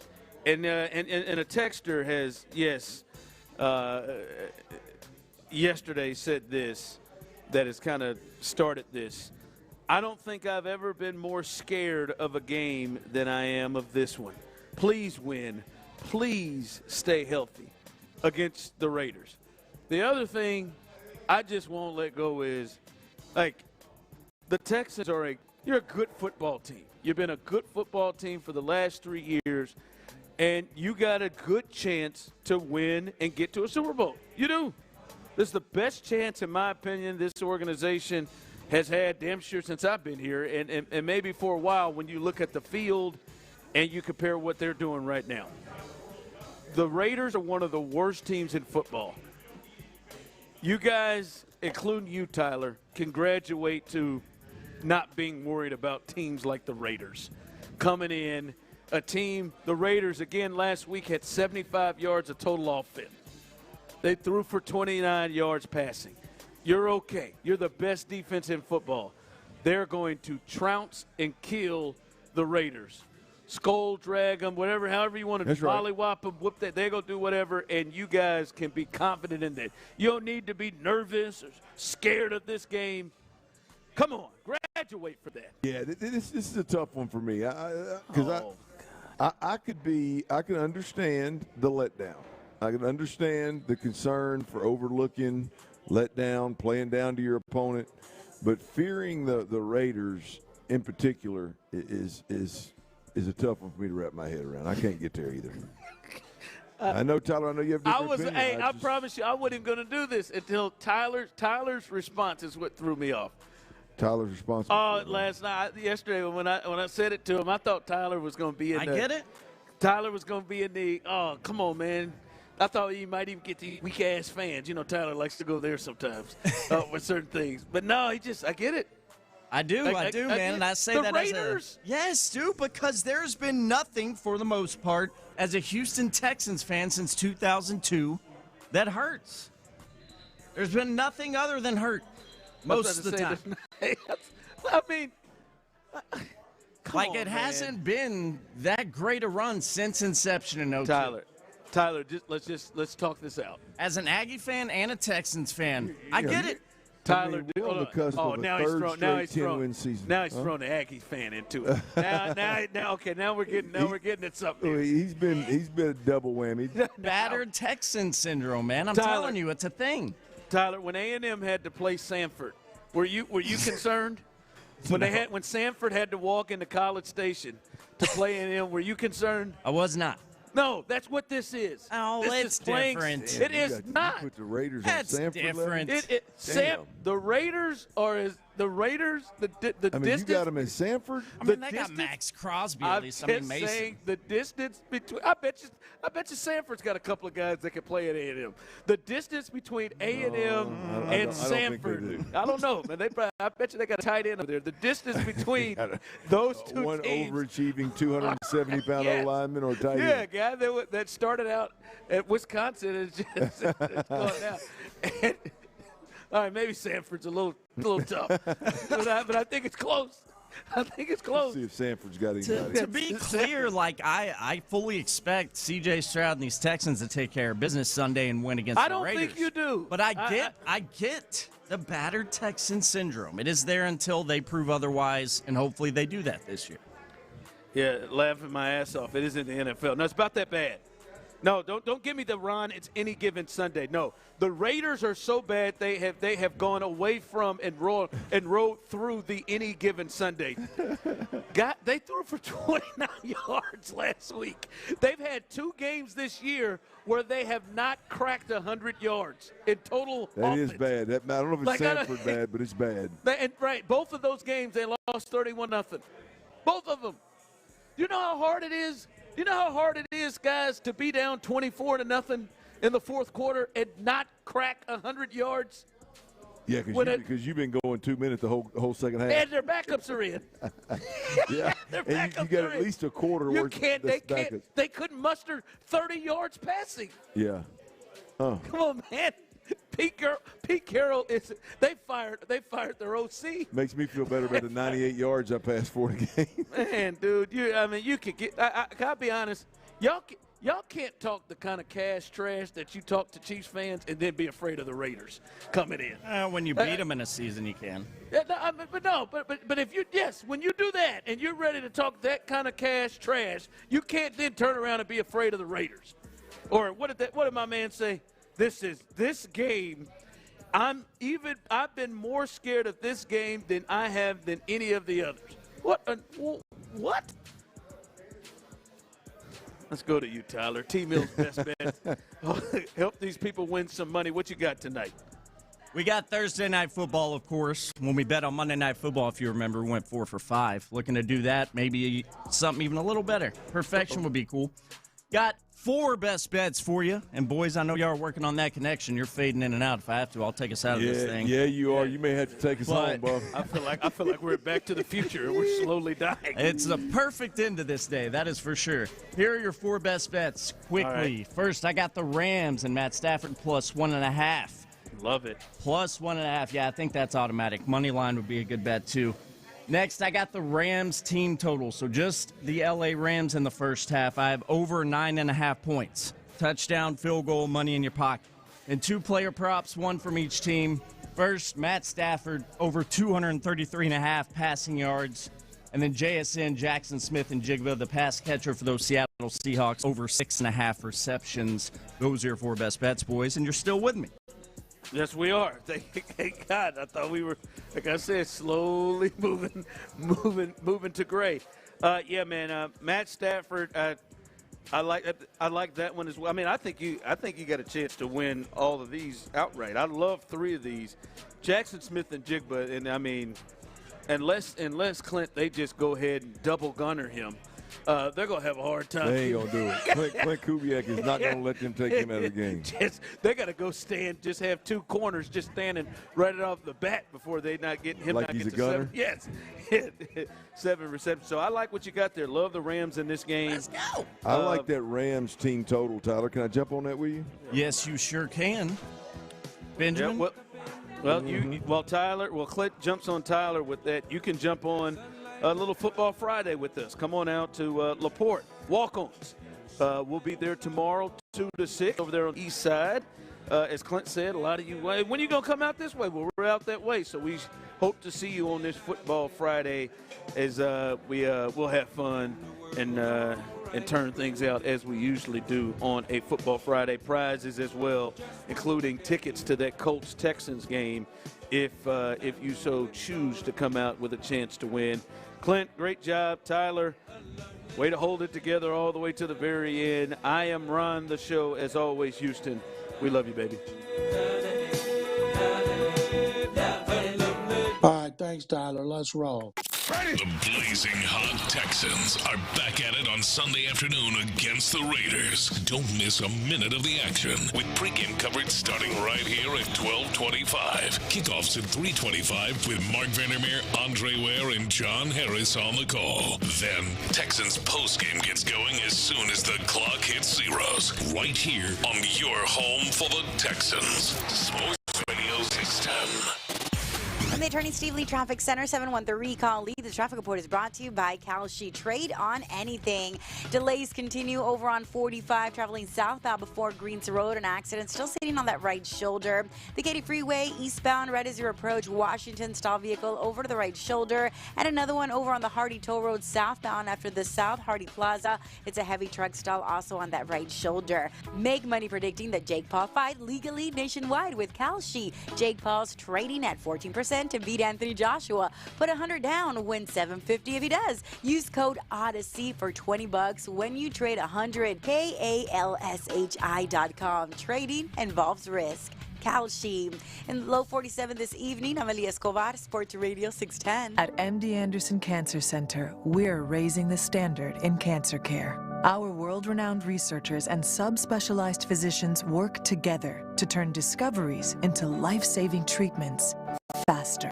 Through the world's largest cancer clinical trials program, we bring the most innovative treatment options directly to our patients when they need it most. Because at MD Anderson, we know cancer inside and out. Learn more at mdanderson.org. This is the best time of year to buy a new ride. And lucky for you, the final days of the Ford year-end sales event at Tomball Ford is going on right now. They got 2025 Ford F-150s right now, $15,000 in total savings, 0% for 66 months, no payments for 90 days, 0 down payment. How about $489 a month lease? I'm telling you, 0 for 60, 0 payment for 90 days, and 0 down on a Super Duty. Over 600 F-150 Super Duties in stock. You can get it all in Tomball. Browse online at tomballford.com. Wesley Financial Group is not a law firm. Ask yourself this question. Is it really worth holding on to that timeshare that you know you need to get rid of? Here's the truth. The average maintenance fee just went up over 17%. That could have been 117%,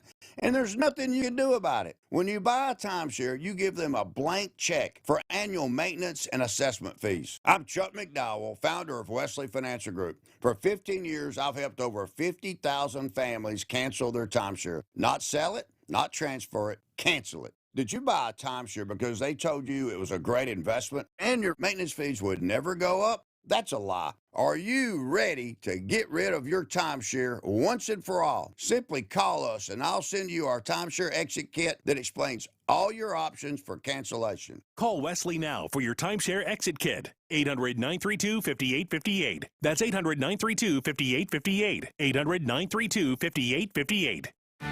This is the story of the one.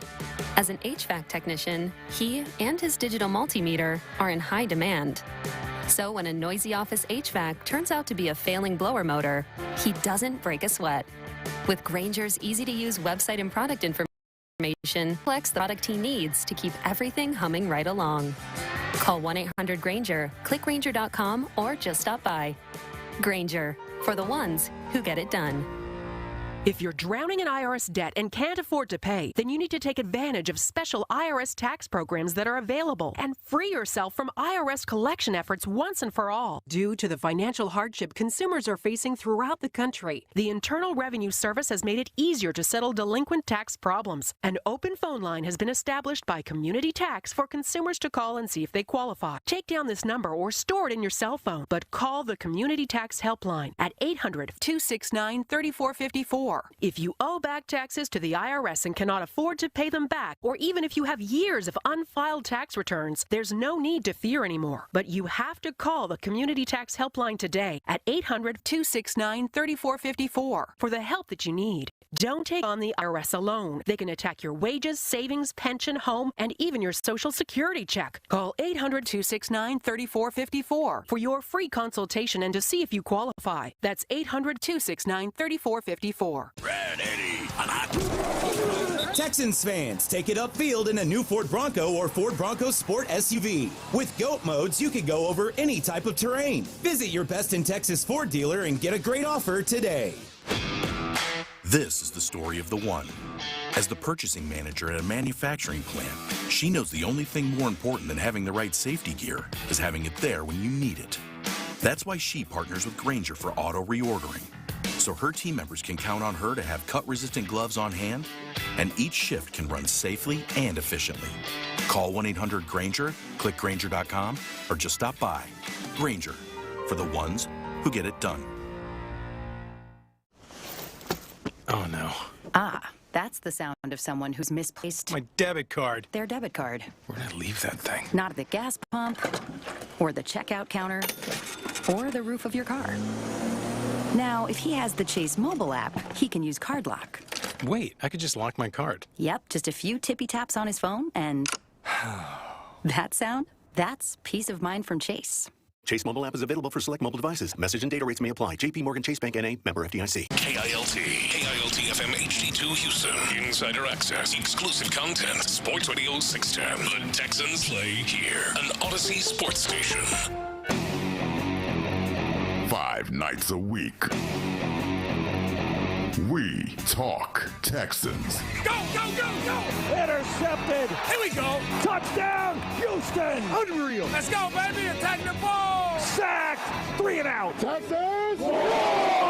This is Texans All Access. Hello, Texans. Welcome to the show as we get so close to Sunday. Not there yet. A lot going on. A lot of you grinding with the holiday shopping crunch time going on because we are a week away from Christmas night. You are running out of time. But don't worry. You'll get it done. This radio station all during the day has great ads to help you do your holiday shopping, by the way. And I bet you can find a thing or two on HoustonTexans.com as well. See, I helped. It's Mark Vandermeer and John Harris. We've got hot and heavy NFL action this weekend with your Texans playing the Las Vegas Raiders. And John McClain joins us now to talk about that. Pro Football Hall of Famer. General, here we go. Another opponent that you're, quote, supposed to beat. And Johnny was saying yesterday, this one has me a little worried. Should we be worried? Absolutely not. Last week I picked 30-13. What was it, 40-20? And I know D'Amico wasn't happy with the performance of the defense. I'm sure he and Matt Burke got their attention this week. They don't want – do we know if Geno's going to start or is it going to be Kenny Pickett? We assume. We assume it's Geno. No, they just got shut out with Pickett and gave up had like 67 yards. I don't think it matters. I bet you the defense bounces back in a big way. It's so funny. We're talking about the defense, and D'Amico wasn't happy with it, and they only gave up 20 points and won by 20. Best thing about that game, of course, was the offense, the emergence of Jordan doing what he did, which has got to give Danny Barrett, one of the best running back coaches in the league, has been here since Bill O'Brien hired him, a sigh of relief to know that they've got some depth at that position they can count on. What I'm interested in seeing, and they'll never admit this, so if Nick Chubb's nicked up, Woody Marks is nicked up, Dari Gumbawale makes a big play every time he plays. He had a big run, he had a big catch, he had a big fumble recovery. So do you keep Nick out another week, keep Woody out, or limit him? Know they need to be close to 100% for the next game, which is the newest, most important game of the season. Yeah, I thought about that, General. I'm with you. I mean, if guys are close to 100%, they're going to play. But this might be one of those games where I wouldn't mind seeing Woody come hang with me, be my spotter down next to me. I wouldn't mind that, just so he's not taking shot after shot after shot, and the only hit he's going to take is when I hug him when we score touchdowns. So I wouldn't be opposed to that. It's been great to see Jawar step up. But one of the biggest keys, I think, lately, General, has been – and I feel like he played well against the Chiefs other than the third quarter. Nobody in offense played well. But I feel like CJ is really doing smart things with the football. He's not turning it over, but he's finding receivers. They're creating explosive plays. What have been your thoughts about the way CJ's played lately, especially this one, obviously win against the Cardinals, and going forward, needing CJ to play at that particular level as well? They came out and did exactly what they needed to do against Arizona. Hit them early, hit them often. Second play of the game, long touchdown pass to Nico Collins. Then the forced fumble by Jamal Hill that Gumbawale recovered. They got a field goal out of it. They put their foot on the pedal, and they kept pushing. They didn't back off. And it was a fun thing to watch on that defense. And, yes, Cardinals are terrible. Raiders are terrible. But you got to take care of business. I think I talked about 2 weeks ago, the next two games after their Murderers Row, part of the schedule, were games in which the offense needed to use to be pinpoint perfect going into that Chargers game. John McClain joining us. All right, General, the Raiders come in. Pete Carroll not having the kind of season they envisioned. They already got rid of Chip Kelly. Geno Smith not playing well. He was out. Now he's probably back in. But what do you think happens with this football team after the season? Carroll stays. They make other changes. They move on from Geno. A lot of different options. What are your thoughts on the Raiders' immediate future after 2025? Their offensive line has been terrible. They had to play without their best player, tackle Colton Miller, and they don't have a lot of players. Therefore, Ashton Jenney, their rookie, who I thought would be Offensive Rookie of the Year, has been hit in the backfield sooner than any running back in the league. So he's not been able to generate close to any yards to what they thought. And Geno's thrown too many interceptions. And other than Brock Bowers and Max Crosby, they had no star players on either side of the ball. I think the Texans are going to dominate them. I think we're going to get to see in the second half, maybe the fourth quarter, backups play. That would be good because, as we talked about, they have to be as close to 100% as they can be for the Chargers game. And I think after this next weekend, the Texans will be tied for first place with the Jaguars in the AFC South. And now, if Jacksonville goes into Denver and extends their winning streak, we're going to have to mention Jacksonville Super Bowl in the same sentence for the first time since 2017 when they won the division and Tom Coughlin was still there. But, I don't think they'll do it. But, boy, it'd be big for them if they did. But I think next week they'll be tied. And then if the Texans win out, to win 9 in a row, tie the all-time winning streak, that'd be pretty incredible. I don't know where it stands on tiebreakers after they split, and but it's an incredible race. Who would have thunk it after 3 games? Raiders win the first one. They win at New England. And there were people up there wanted Mike Vrabel fired. And everybody thought, boy, Chip Kelly is going to do a great job getting Pete Carroll. And Geno Smith was so smart. And it's just fallen off the rails. I think Pete Carroll, they'll call it a mutual parting of the ways. He'll be gone. And then they need to get a quarterback. Another thing, they won't say this. They want Fernando Mendoza. They don't want the Giants to get the first pick. They don't want the Titans to get the first pick and have to make a trade. They want to get that pick outright. And how do you do it? You got to lose. And so I think they'll start over with an offensive head coach.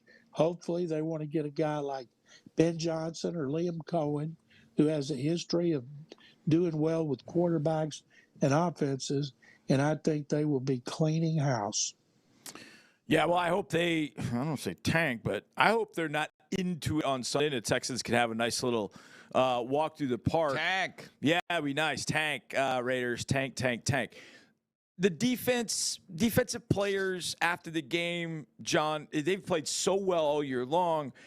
And I just felt like there was some unnecessary noise out there. You gave up 20 points to the Cardinals. And I think some of the defensive players probably internalized that. Well, what about the head coach? He was making some of that noise. He was. I mean, he was not happy about them not playing up to that standard. But, John, I just can't, for the life of me, for a 17-game season, to play at the intensity level that defense plays at for every single week. You're going to have a down week, especially if you are – up 17-0 to start the game. Yep.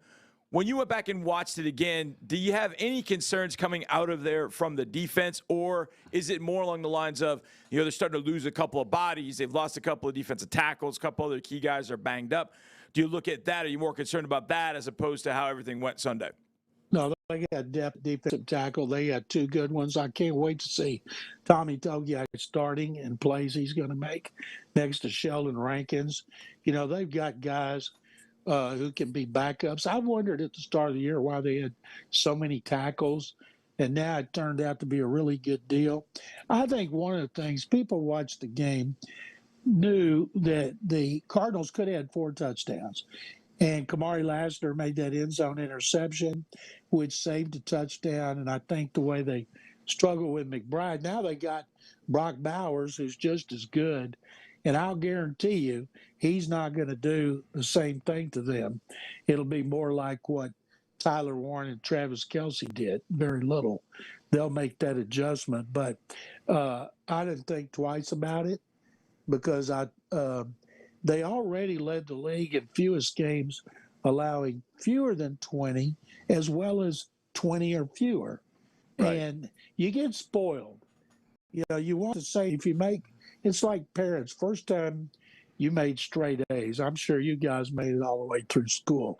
Last time I made straight A's was straight checks in the first grade because I knew my parents would expect me to do it all the time. And when you have a defense as great as the Texans, getting as much positive pub around the country, then people are going to look for little blips, and it ain't going to happen against the Raiders. I felt like the blips were local more than national on that one. I felt like national was like, okay, you took care of business against the Cardinals. Yep. I felt like it was more regional, local. The national media didn't hardly even mention the Cardinal game. Right. Yeah, because they have other things to mention, like, what's going on with the Cowboys? Because no, I'm talking about their deep. They praised the hell out of their Texans defense this week and just kind of ignored giving up 20 points. Yeah. But, and again, 20 is not a lot. It's pretty darn good to give up only 20 points in most situations. All right, for both of you, the draft is tomorrow. The Texans drafting in the bottom third of the first round, so you don't have a, quote, lottery-type pick. Air quote, single quote, lottery-type pick in this draft. What position group are you taking, General? You don't have to give me a player. Johnny could probably give me 5 players, but you don't have to give me a player. Just give me the position group if the draft was tomorrow based on what we've seen heading into this weekend's games. Well, the player that I would love to see them get is a big-time running back like Jeremiah Love, but they're not. And so they need offensive linemen. Trent Brown's going to be gone. What do they think of Blake Fisher? Right now, he's not. He starts when they need another offensive lineman. So they're going to need a tackle. I think they should have another guard. At that spot where they should be drafting, you can get a good guard. And so I want to see them continue to work on the offensive line.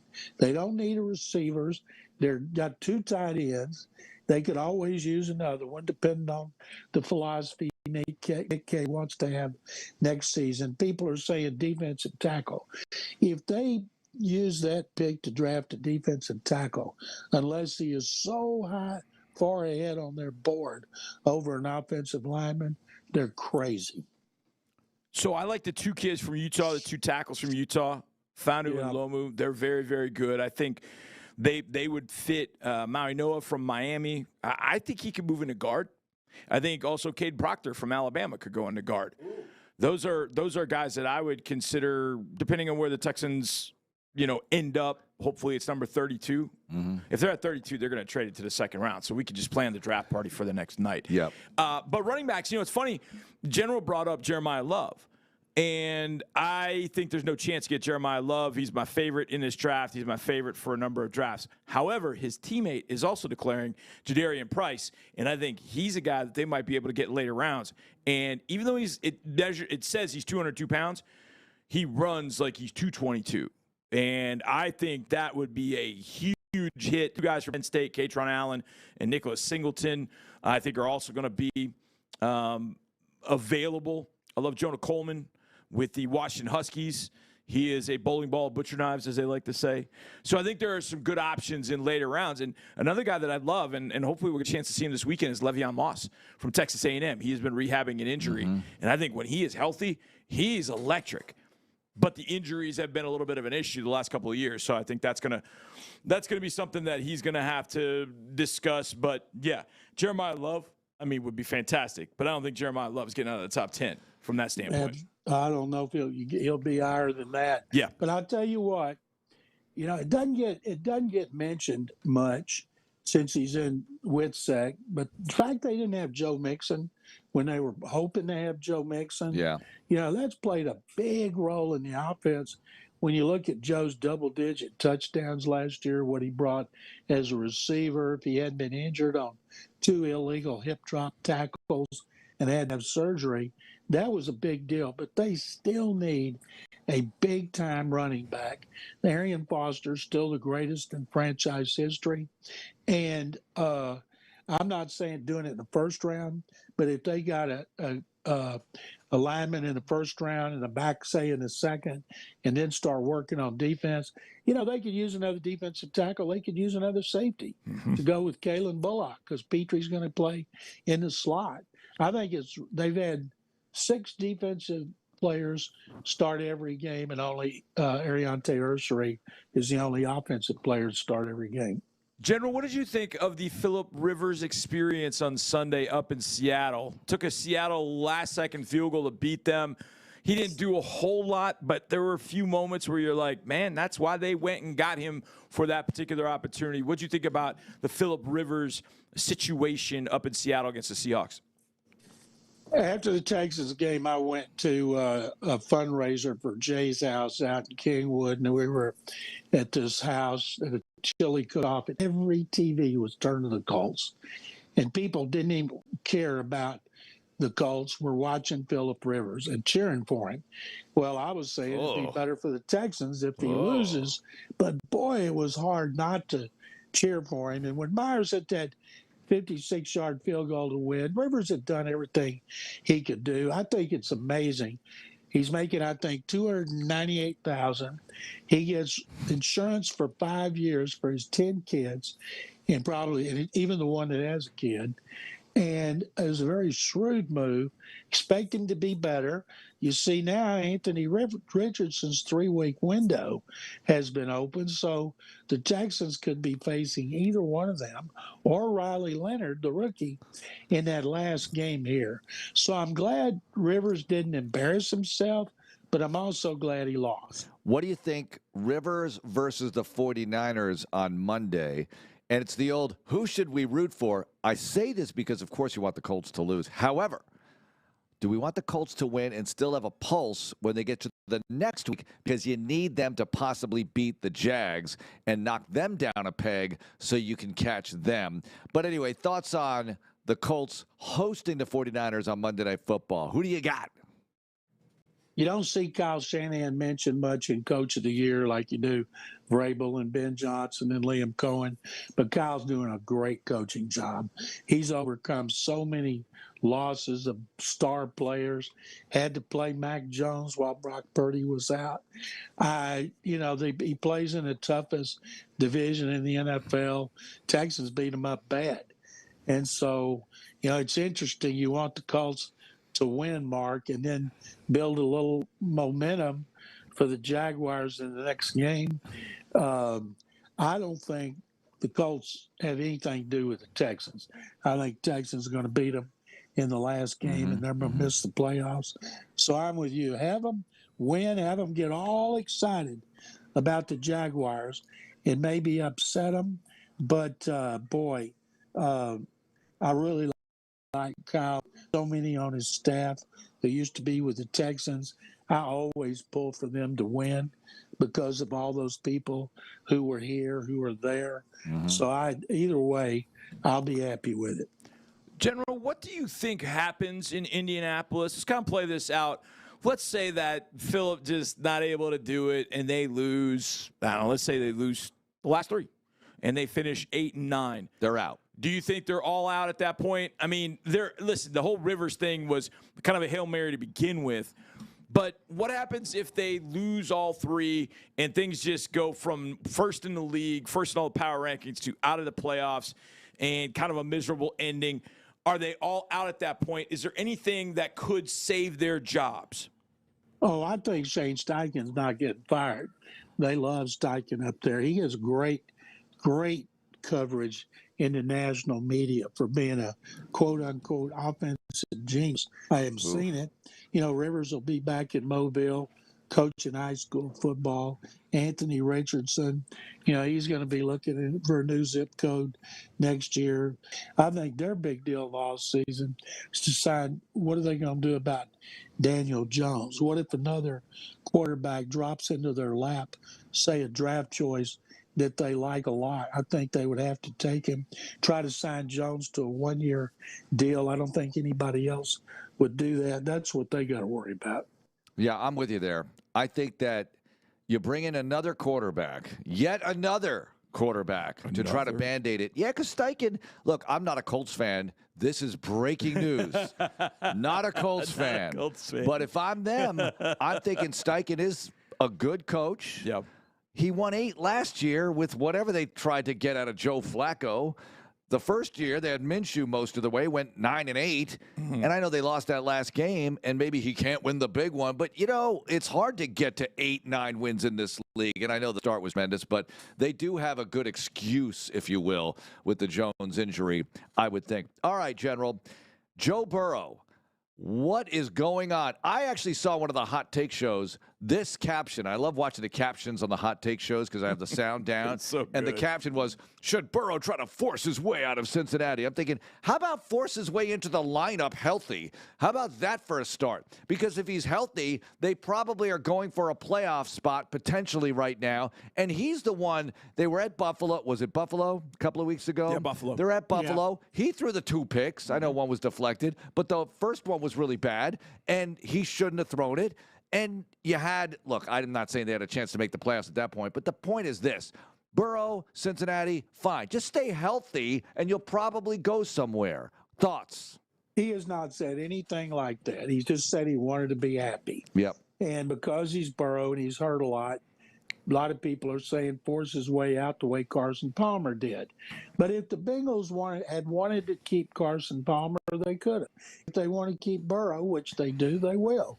Mike Brown doesn't care about bad publicity. He doesn't care about anything. And he's signed that monstrous contract. So money's not an issue. He wanted to make sure Jamar Chase and T. Higgins got re-signed. They re-signed them, and he'll be happy. And if he's healthy next year, they will be a contender for the playoffs, the division title, and maybe the Super Bowl. Well, how about Carson Palmer? You brought him up. He's a high school head coach, and he won a state championship with his squad, which is very nice.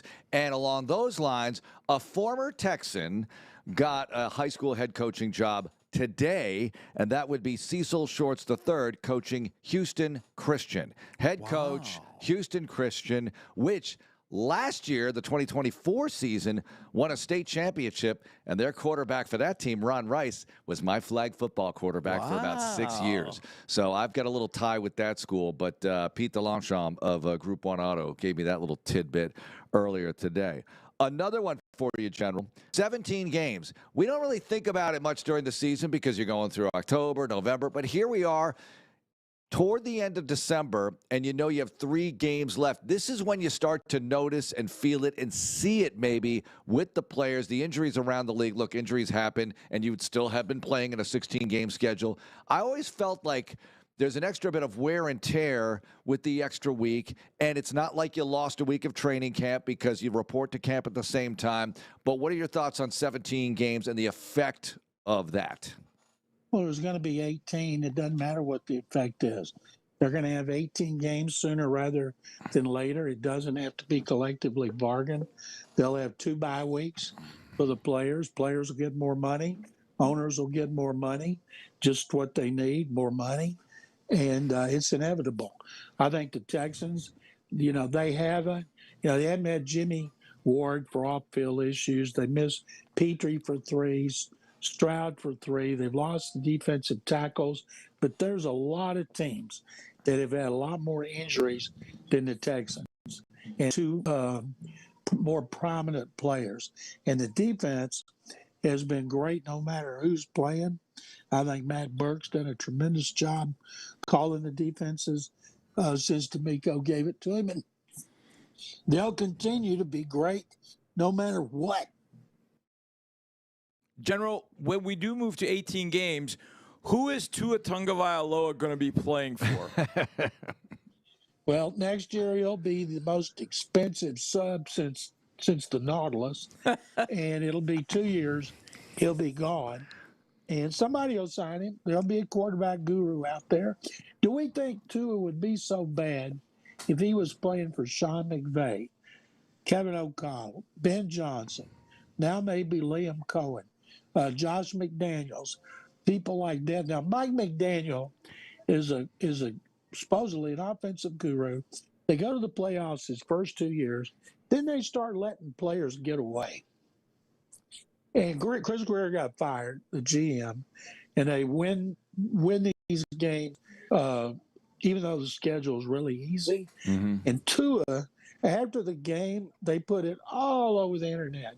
Him yucking it up with Jalen Ramsey, his former teammate.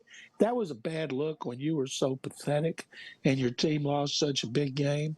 So they moved him to 3rd, not to 2nd. Zach Wilson was whining because he didn't get to start. So, now you got Quinn Ewers. I hope Quinn does well, but I don't think they can just get rid of Tua this year. I think it'd be 1 more year. But everybody that has a situation like that has to look at the Broncos. We all thought it'd take them 2 years after they dumped Russell Wilson and took that monster cap hit. And they've been great because they had their defense in place.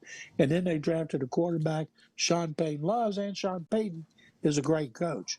I don't even know how to react if Quinn Ewers wins his first start in the NFL and Arch did not win his first start in college. I mean, this is just kind of weird. They're facing the Bengals at home, so it would not be crazy to think the Dolphins can get it done here. It's wild stuff, really, when you think about it deeply, but I won't think about it deeply. General, tonight, it's the Rams and the Seahawks in the Pacific Northwest. Some travel trouble for the Rams getting up there, but they'll go. What do you think of this one? The Seahawks barely lost the first game 4 weeks ago, even though Sam Darnold was awful and threw 4 interceptions. I'm picking the Seahawks, even though they struggle big time to beat the Colts, probably looking ahead in that game, so I'm going with Seattle. And then I don't know who has. Will that put Seattle a game up on the Rams? Because they have identical records. And so I can't wait. I think it's going to be a tremendous game between the two best teams in the NFC. Outstanding. General, thanks a lot for joining us. We appreciate it.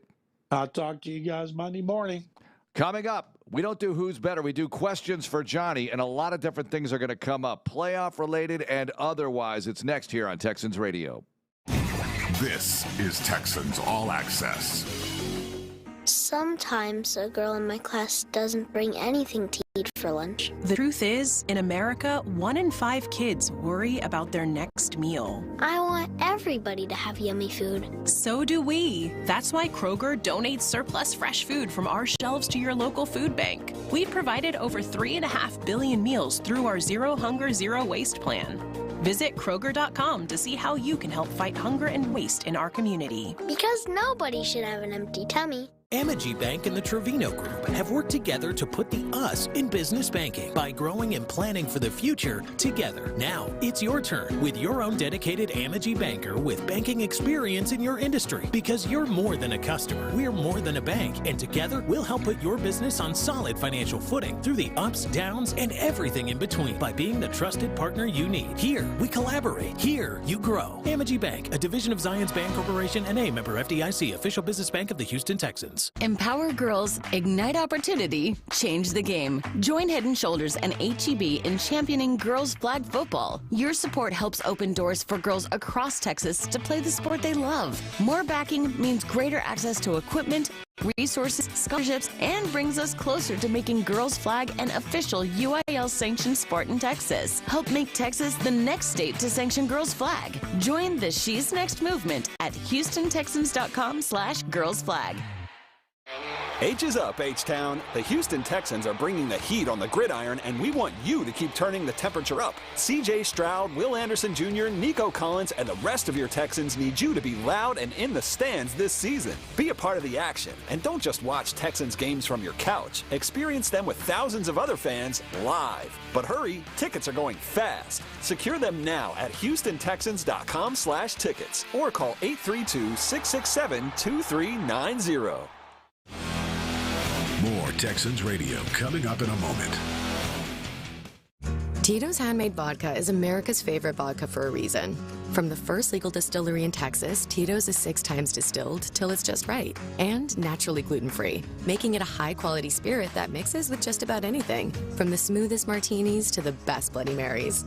Tito's is known for giving back, teaming up with nonprofits to serve its communities and do good for dogs. Your next cocktail with Tito's. Distilled and bottled by 5th Generation Inc., Austin, Texas. 40% alcohol by volume. Savor responsibly. We all want to stay healthy, but sometimes we get sick or injured. That's why Houston Methodist has primary care right up the street and same-day clinics or virtual care at the ready. And if you need immediate orthopedic care or a network of specialists, they're all right here, so you can keep doing it all. That's the difference between practicing medicine and leading it for you. Houston Methodist, leading medicine.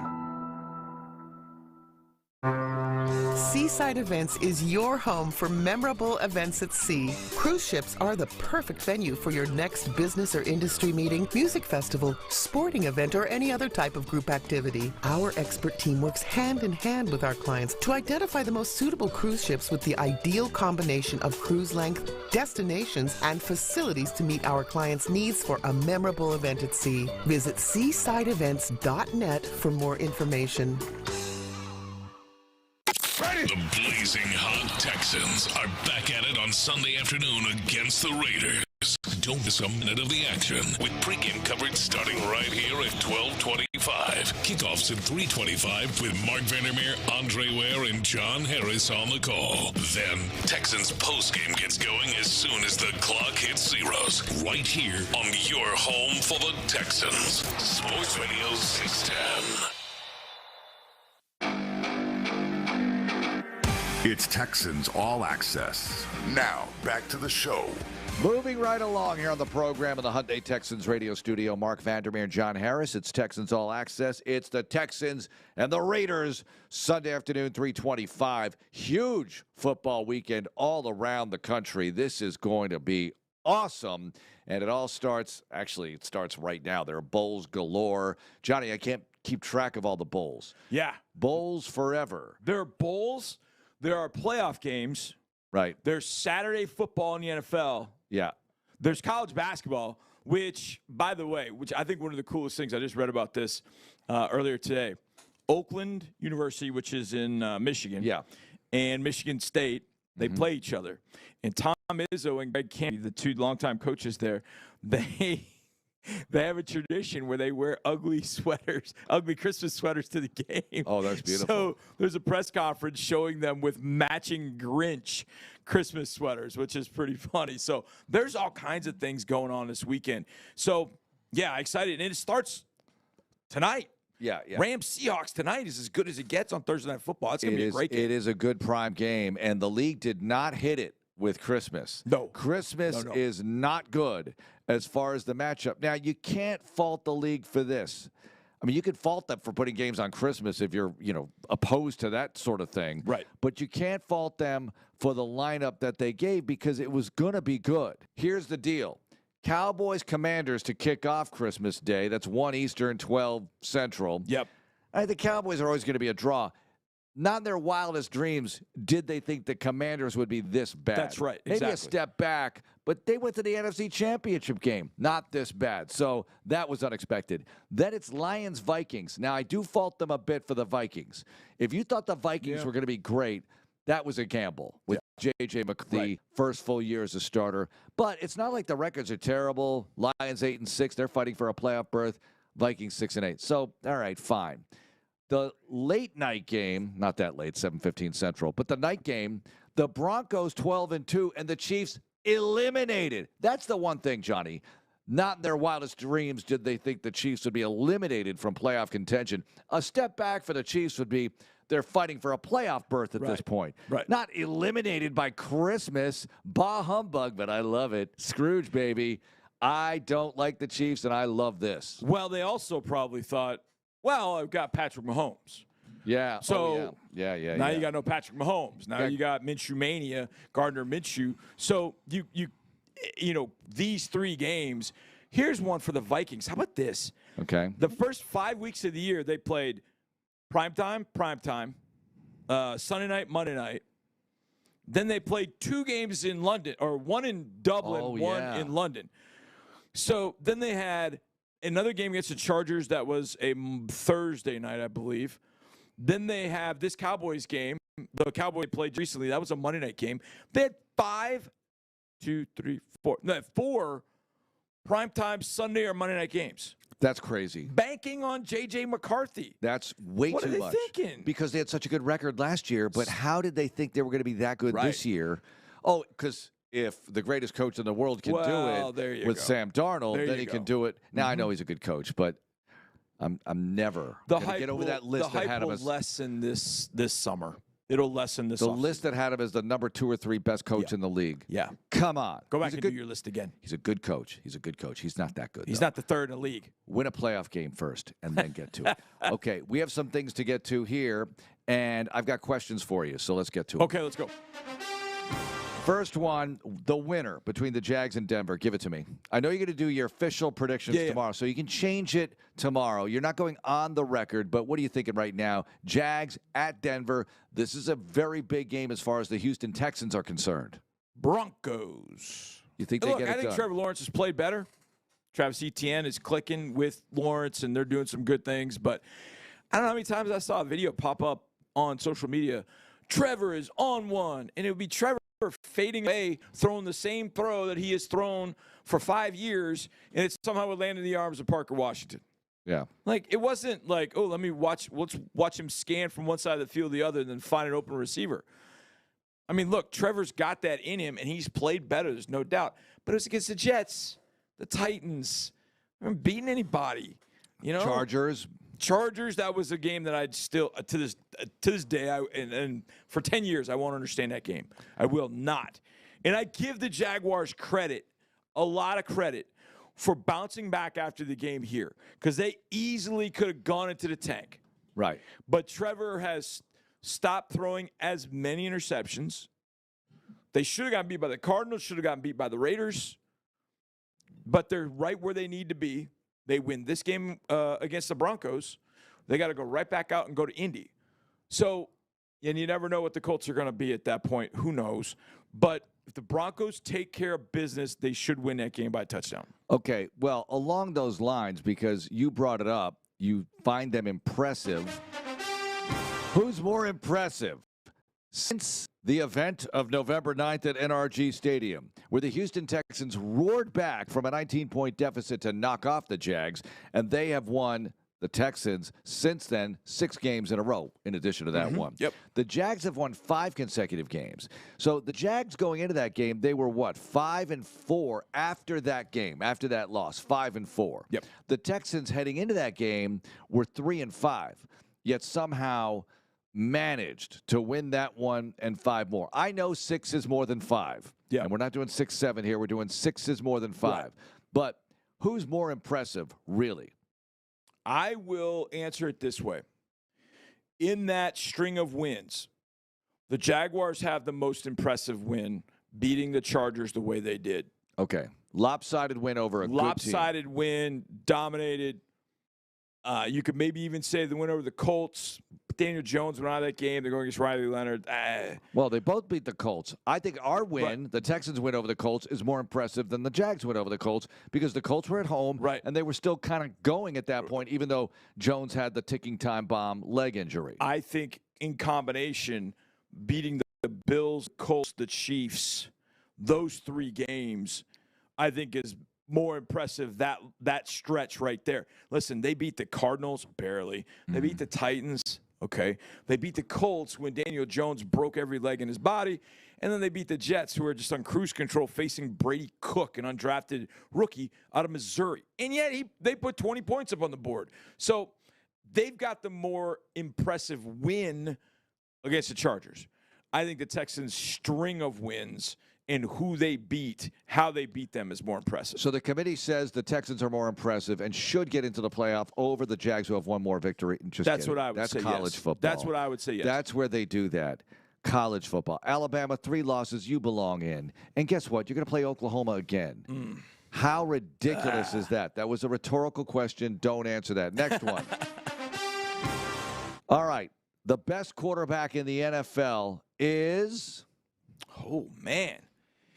So this is the way I look at it. I've always said this. If I got to go win one guy. No, I'm not going to say CJ because I'll go with CJ all day, every day. I think CJ's playing that much better. We eliminate Texans from these conversations. So, yeah, we'll take CJ out of that conversation because I'll rely on 7 anywhere. Best quarterback in the NFL right now, to me, we will see tonight, and it is Matt Stafford. Okay. That's the guy that I would trust to go win me one game. He's not going to do it with his legs, but he's going to do it with his mind, his arm, his guts, his chutzpah. I'll go with Matt Stafford right now. Over Drake May, over Josh Allen. I've seen Josh Allen completely shut down. These eyes. Yeah. Those eyes. Yeah. They saw it. Yeah. National media saw it, and yet they want to tweet about how Josh Allen can't be stopped, these Supermen. I saw it with thine own eyes. Thine. I saw him take 8 sacks and throw 2 back-breaking picks.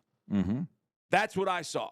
So I think I'll take Matt Stafford because with these eyes, I saw Matt Stafford make some plays against our defense and make some throws against our defense that I've not seen any quarterback make this year. I'm feeling a Guess Who song coming on. These eyes. Never mind. We're not going to sing tonight. Let's get to the next one. Who's done a better job this year, Liam Cohn or Ben Johnson? Ben Johnson in Chicago has the Bears off to a 10-4 record. They'll be hosting the Packers Saturday night. That is a monster game.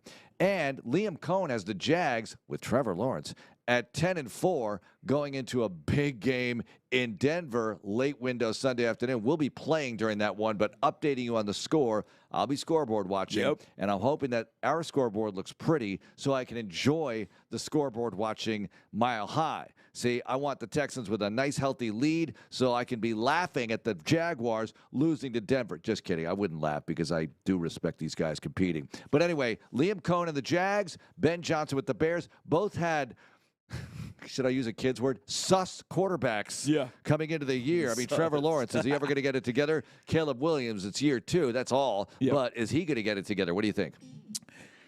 I would lean towards Liam Cohen because I felt like the Bears just underachieved. I felt like the Bears had a lot of talent, but I feel like they underachieved.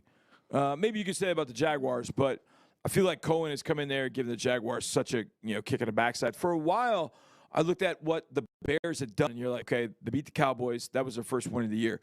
Then they beat the Raiders out in Las Vegas, and that was a close game. They had to block a field goal at the end. That kind of got them going. And then from that point, they've been pretty hot. But they beat the Commanders. Commanders stink. They beat the Saints. The Saints aren't very good. The Ravens, they lost 2 by 2 touchdowns. Then they beat the one that I give them a lot of credit for kind of, all right, they beat the Bengals 47-42, came back from behind. Remember that game was crazy. Colston Loveland had a touchdown. But after that, beat the Giants. Vikings stink. The Steelers, they caught on a day in which they just outscored them. Do the Vikings stink? That's a division game. I'm not going to say the Vikings stink. They're 6-8. They don't stink. They stink.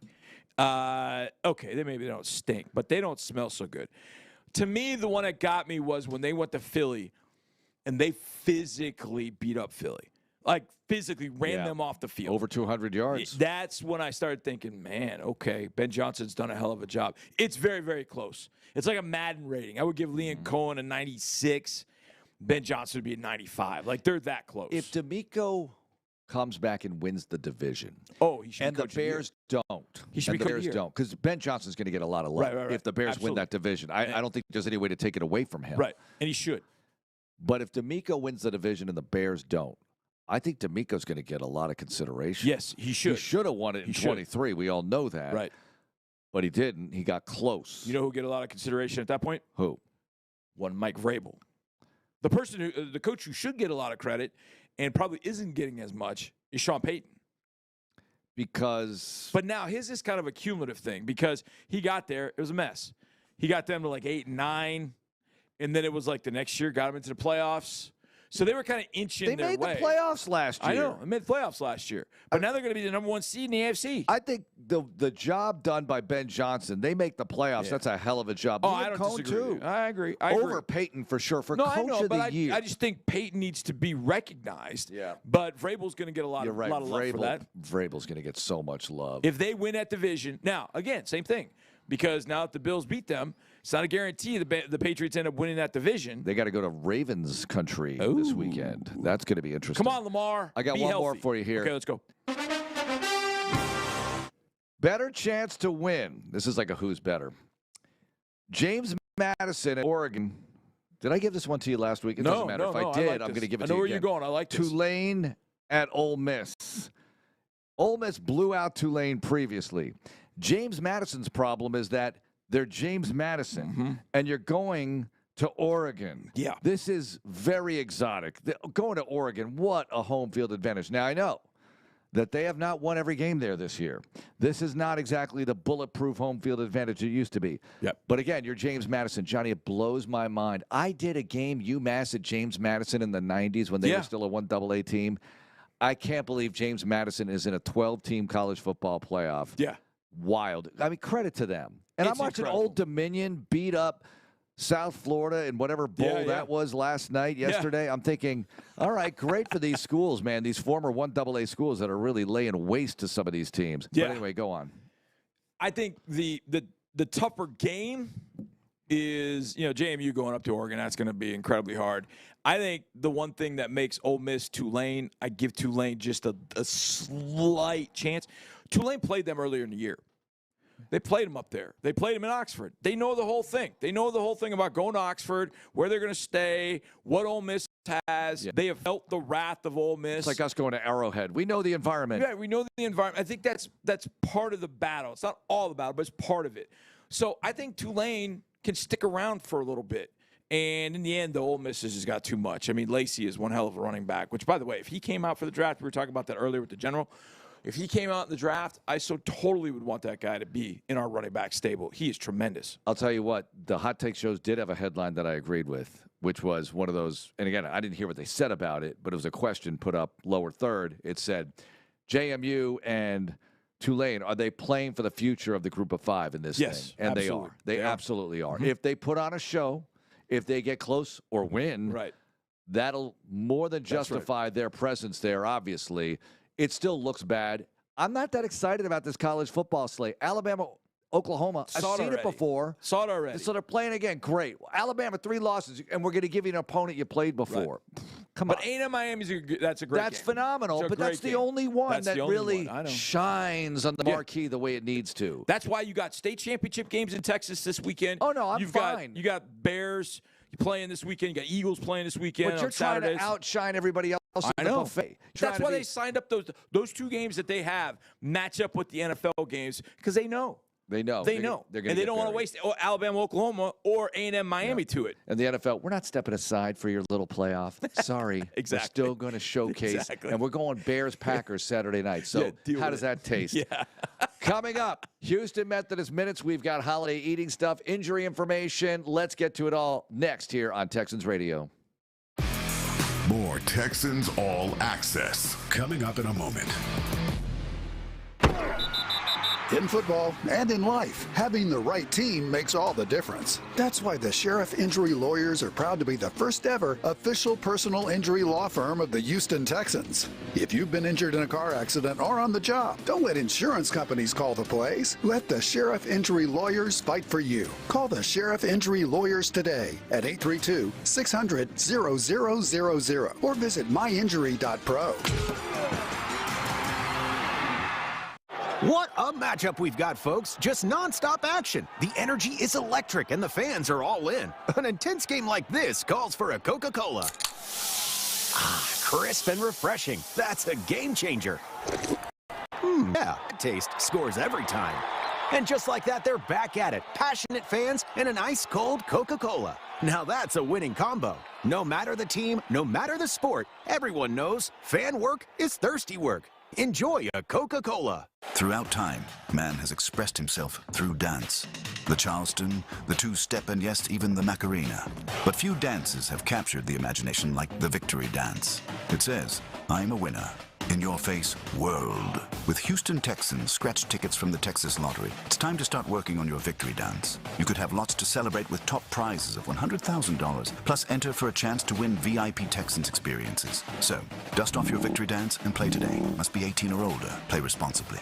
The blazing hot Texans are back at it on Sunday afternoon against the Raiders. Don't miss a minute of the action with pregame coverage starting right here at 12:25. Kickoffs at 3:25 with Mark Vandermeer, Andre Ware, and John Harris on the call. Then Texans postgame gets going as soon as the clock hits zeros. Right here on your home for the Texans. Sports Radio 610.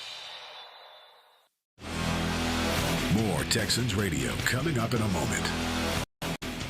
Looking for a little Vegas-style fun? Whether you're going with a group or getting away for the day, take a short 2-hour drive to Golden Nugget Lake Charles for the ultimate casino resort experience. Savor your favorite Landry's restaurants, catch an A-list concert, experience Bayou Beauty on our championship golf course, or simply soak your cares away in our luxury spa. With 1,100 rooms and suites and 1,600 slots, there's no better place to stay and play. Visit goldennugget.com/Lake Charles to book today.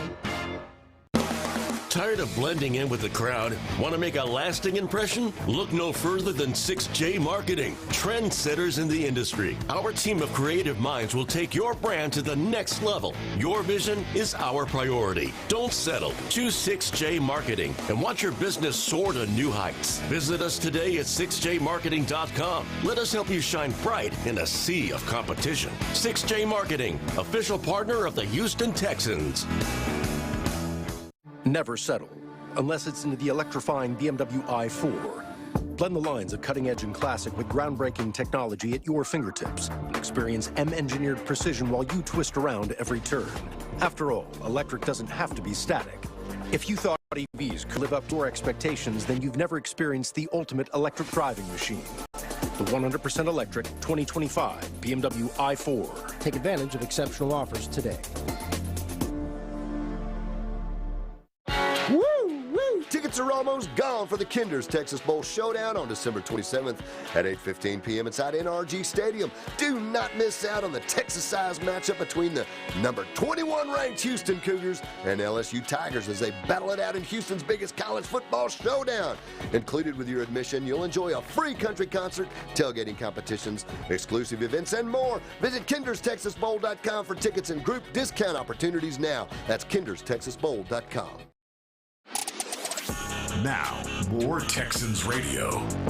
Final segment of the evening because of Thursday Night Football with the Rams visiting the Seattle Seahawks. And we all know what it's like to play a primetime game up there because the Texans did it following their bye, Monday Night Football. In fact, that was a frustrating loss, followed by a nice win against the 49ers, followed by a frustrating loss against the Broncos. And since then, you've had nothing but victories, 6 in a row. Let's do the injury report here for your Texans. And the most notable information is no practice for Derek Stingley Jr., no practice for Woody Marks. So at running back, you have Nick Chubb out there. And as far as who's limited, who's not, who's in, who's out, the game status report will come out tomorrow, and that will tell all, or at least most, of what's going to happen on Sunday. But if Stingley can't go Sunday, it's Tremont Smith at corner opposite Kamari Lassiter. He was out there today. And if you can't get Woody Marks on the field, Nick Chubb, you've got Jawar Jordan, British Brooks, Daria Gunbowale. You'll put it together somehow. Jordan, of course, coming off the 100-yard game. Houston Methodist minutes, well, holiday diet. Well, I went diet in general with Monica Bearden, the director of sports nutrition for Houston Methodist. Here's a comment on carbs versus protein, or in addition to, what about the balance of those two? Your brain, your muscles, all your organs, they need energy from carbs. So we don't necessarily want to rule out carbohydrates, but based on the amount of energy that you need throughout your day. So, for example, if you're sitting most of the day and you're exercising, let's say 1 hour a day, then those carbs can be lower calorie, higher quality carbs full of fiber. So think non-starchy vegetables and fruit, all right? Mm-hmm. And low-fat dairy, for example. If we're expending a lot of energy, if we're moving around a lot throughout the day, then we can have more of those starchy carbs, along with our lean proteins. So, for example, men, we want to be eating about 30 to 40 grams of protein at each meal. Females, we're talking 20 to 30 grams at each meal. And this is for enhanced muscle metabolism. The whole idea with the protein is that we want to maintain healthy muscle metabolism so that if we are trying to lose weight, we're preferentially losing that fat. All right, there's Monica Bearden of Houston Methodist, Director of Sports Nutrition, the official healthcare provider of the Houston Texans. Houston Methodist, leading medicine. Well, that's going to do it for this show. Tomorrow, we are packed. D'Amico Ryan's pregame interview, player profile with Trent Brown. We've got a lot of other stuff going on as well tomorrow, including Cole Popovich, offensive line coach for your Texans. So that'll be a 6 o'clock show. Texans Playbook every Saturday night, 10:35 on ABC 13 during the regular season. And, of course, Game Time, 3:25 Sunday afternoon, 12:25 with Texans Countdown, presented by Modelo Especial. That's it. This show available in podcast form wherever you get your podcasts. Soon enough, Thursday Night Football is next. Have a great night. Go Texans. This is Texans Radio on Sports Radio 610. Hey, Dad, I gotta come clean about something. Okay. I only paid for a brand new Hyundai Tucson. Oh, you might be on the naughty list. Deal's so right, it almost feels wrong. The Hyundai Getaway Sales Event. Get a Hyundai Elantra with 2.99% APR for 48 months, plus $500 bonus cash, or lease for $229 a month. See your local Hyundai dealer, the official car of the Houston Texans. Offers end January 2nd. Call 469-405-7740 for details. The same AI-powered technology that helps Texans fans move through security efficiently at NRG Stadium is also available for Houston area schools, hospitals, and workplaces. Evolve Technology, preferred fan screening provider of the Houston Texans, helps identify potential threats and create safer experiences at football games and wherever people gather. Visit NRG Stadium to experience Evolve live, or check out evolve.com for more information. That's EVOLV.com.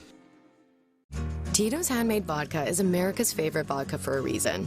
From the first legal distillery in Texas, Tito's is 6 times distilled till it's just right, and naturally gluten-free, making it a high-quality spirit that mixes with just about anything, from the smoothest martinis to the best Bloody Marys.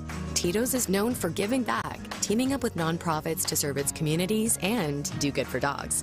Make your next cocktail with Tito's. Distilled and bottled by 5th Generation Inc., Austin, Texas. 40% alcohol by volume. Savor responsibly.